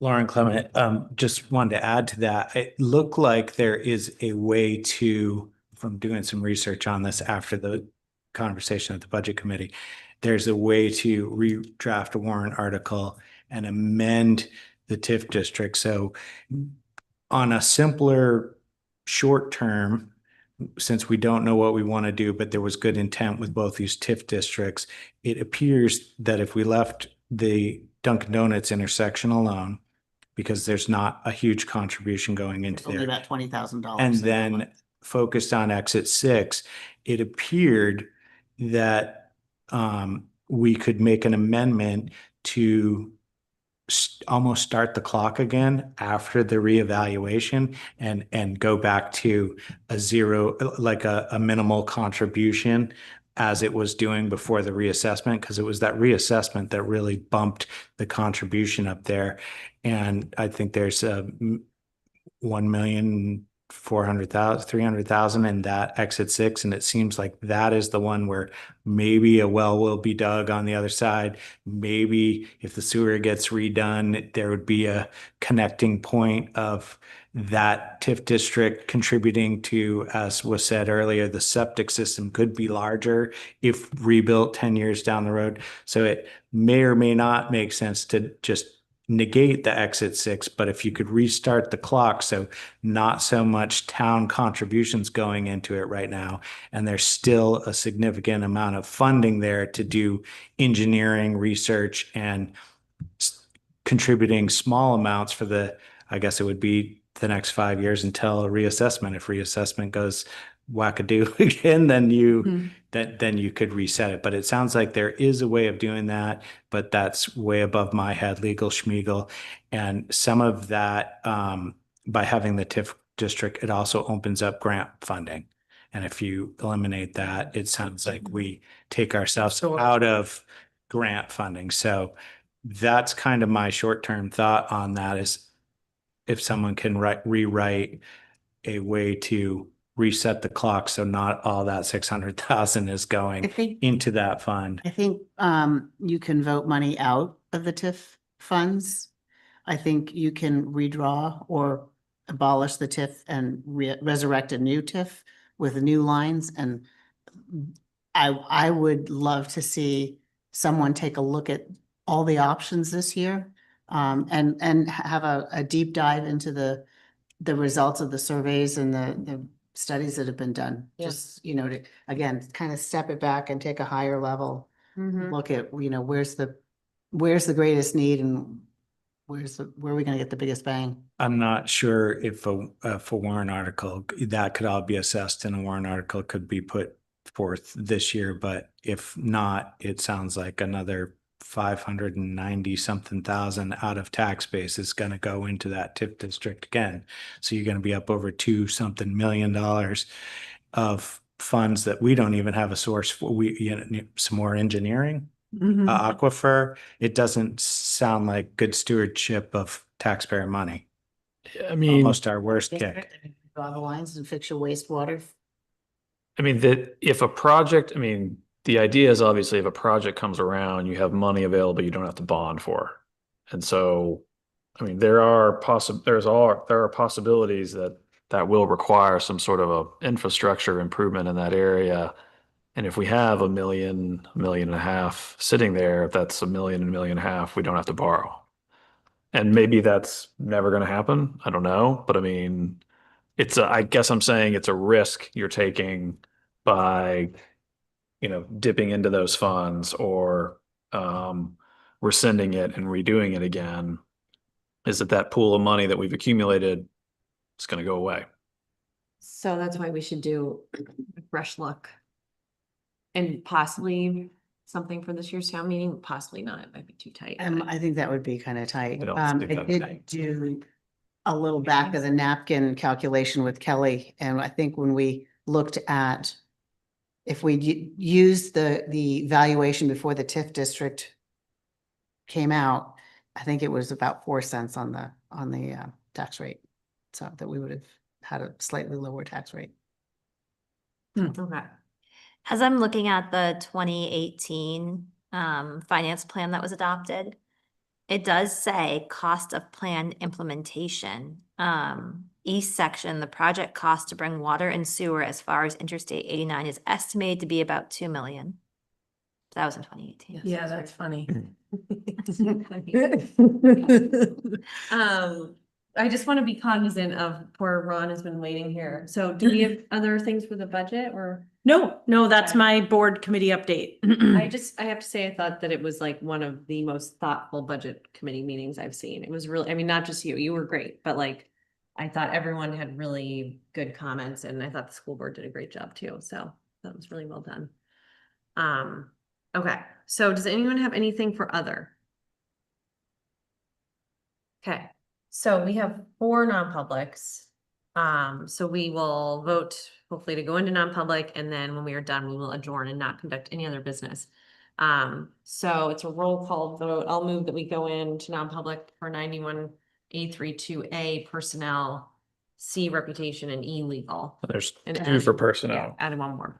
Yeah. So 2 personnel. Thanks, Lauren. I'll second. Thank you. Okay. Jeff, are you sticking with us for this? I'm hoping to, yes. Okay, we just have Yes. to make sure. Do we need him to call in? I think we need you to call in. Jeff, want me just to call you? Sure, that's fine. All right, we'll leave you now when we turn off the video and then, I'll call you. Okay, great. Jeff's a yes, Vicky? Yes. Steven? Yes. I'm a yes. Yes. All right, so we will go into non-public and, thank you to everyone who joined us tonight. Thank you. iPhone 4.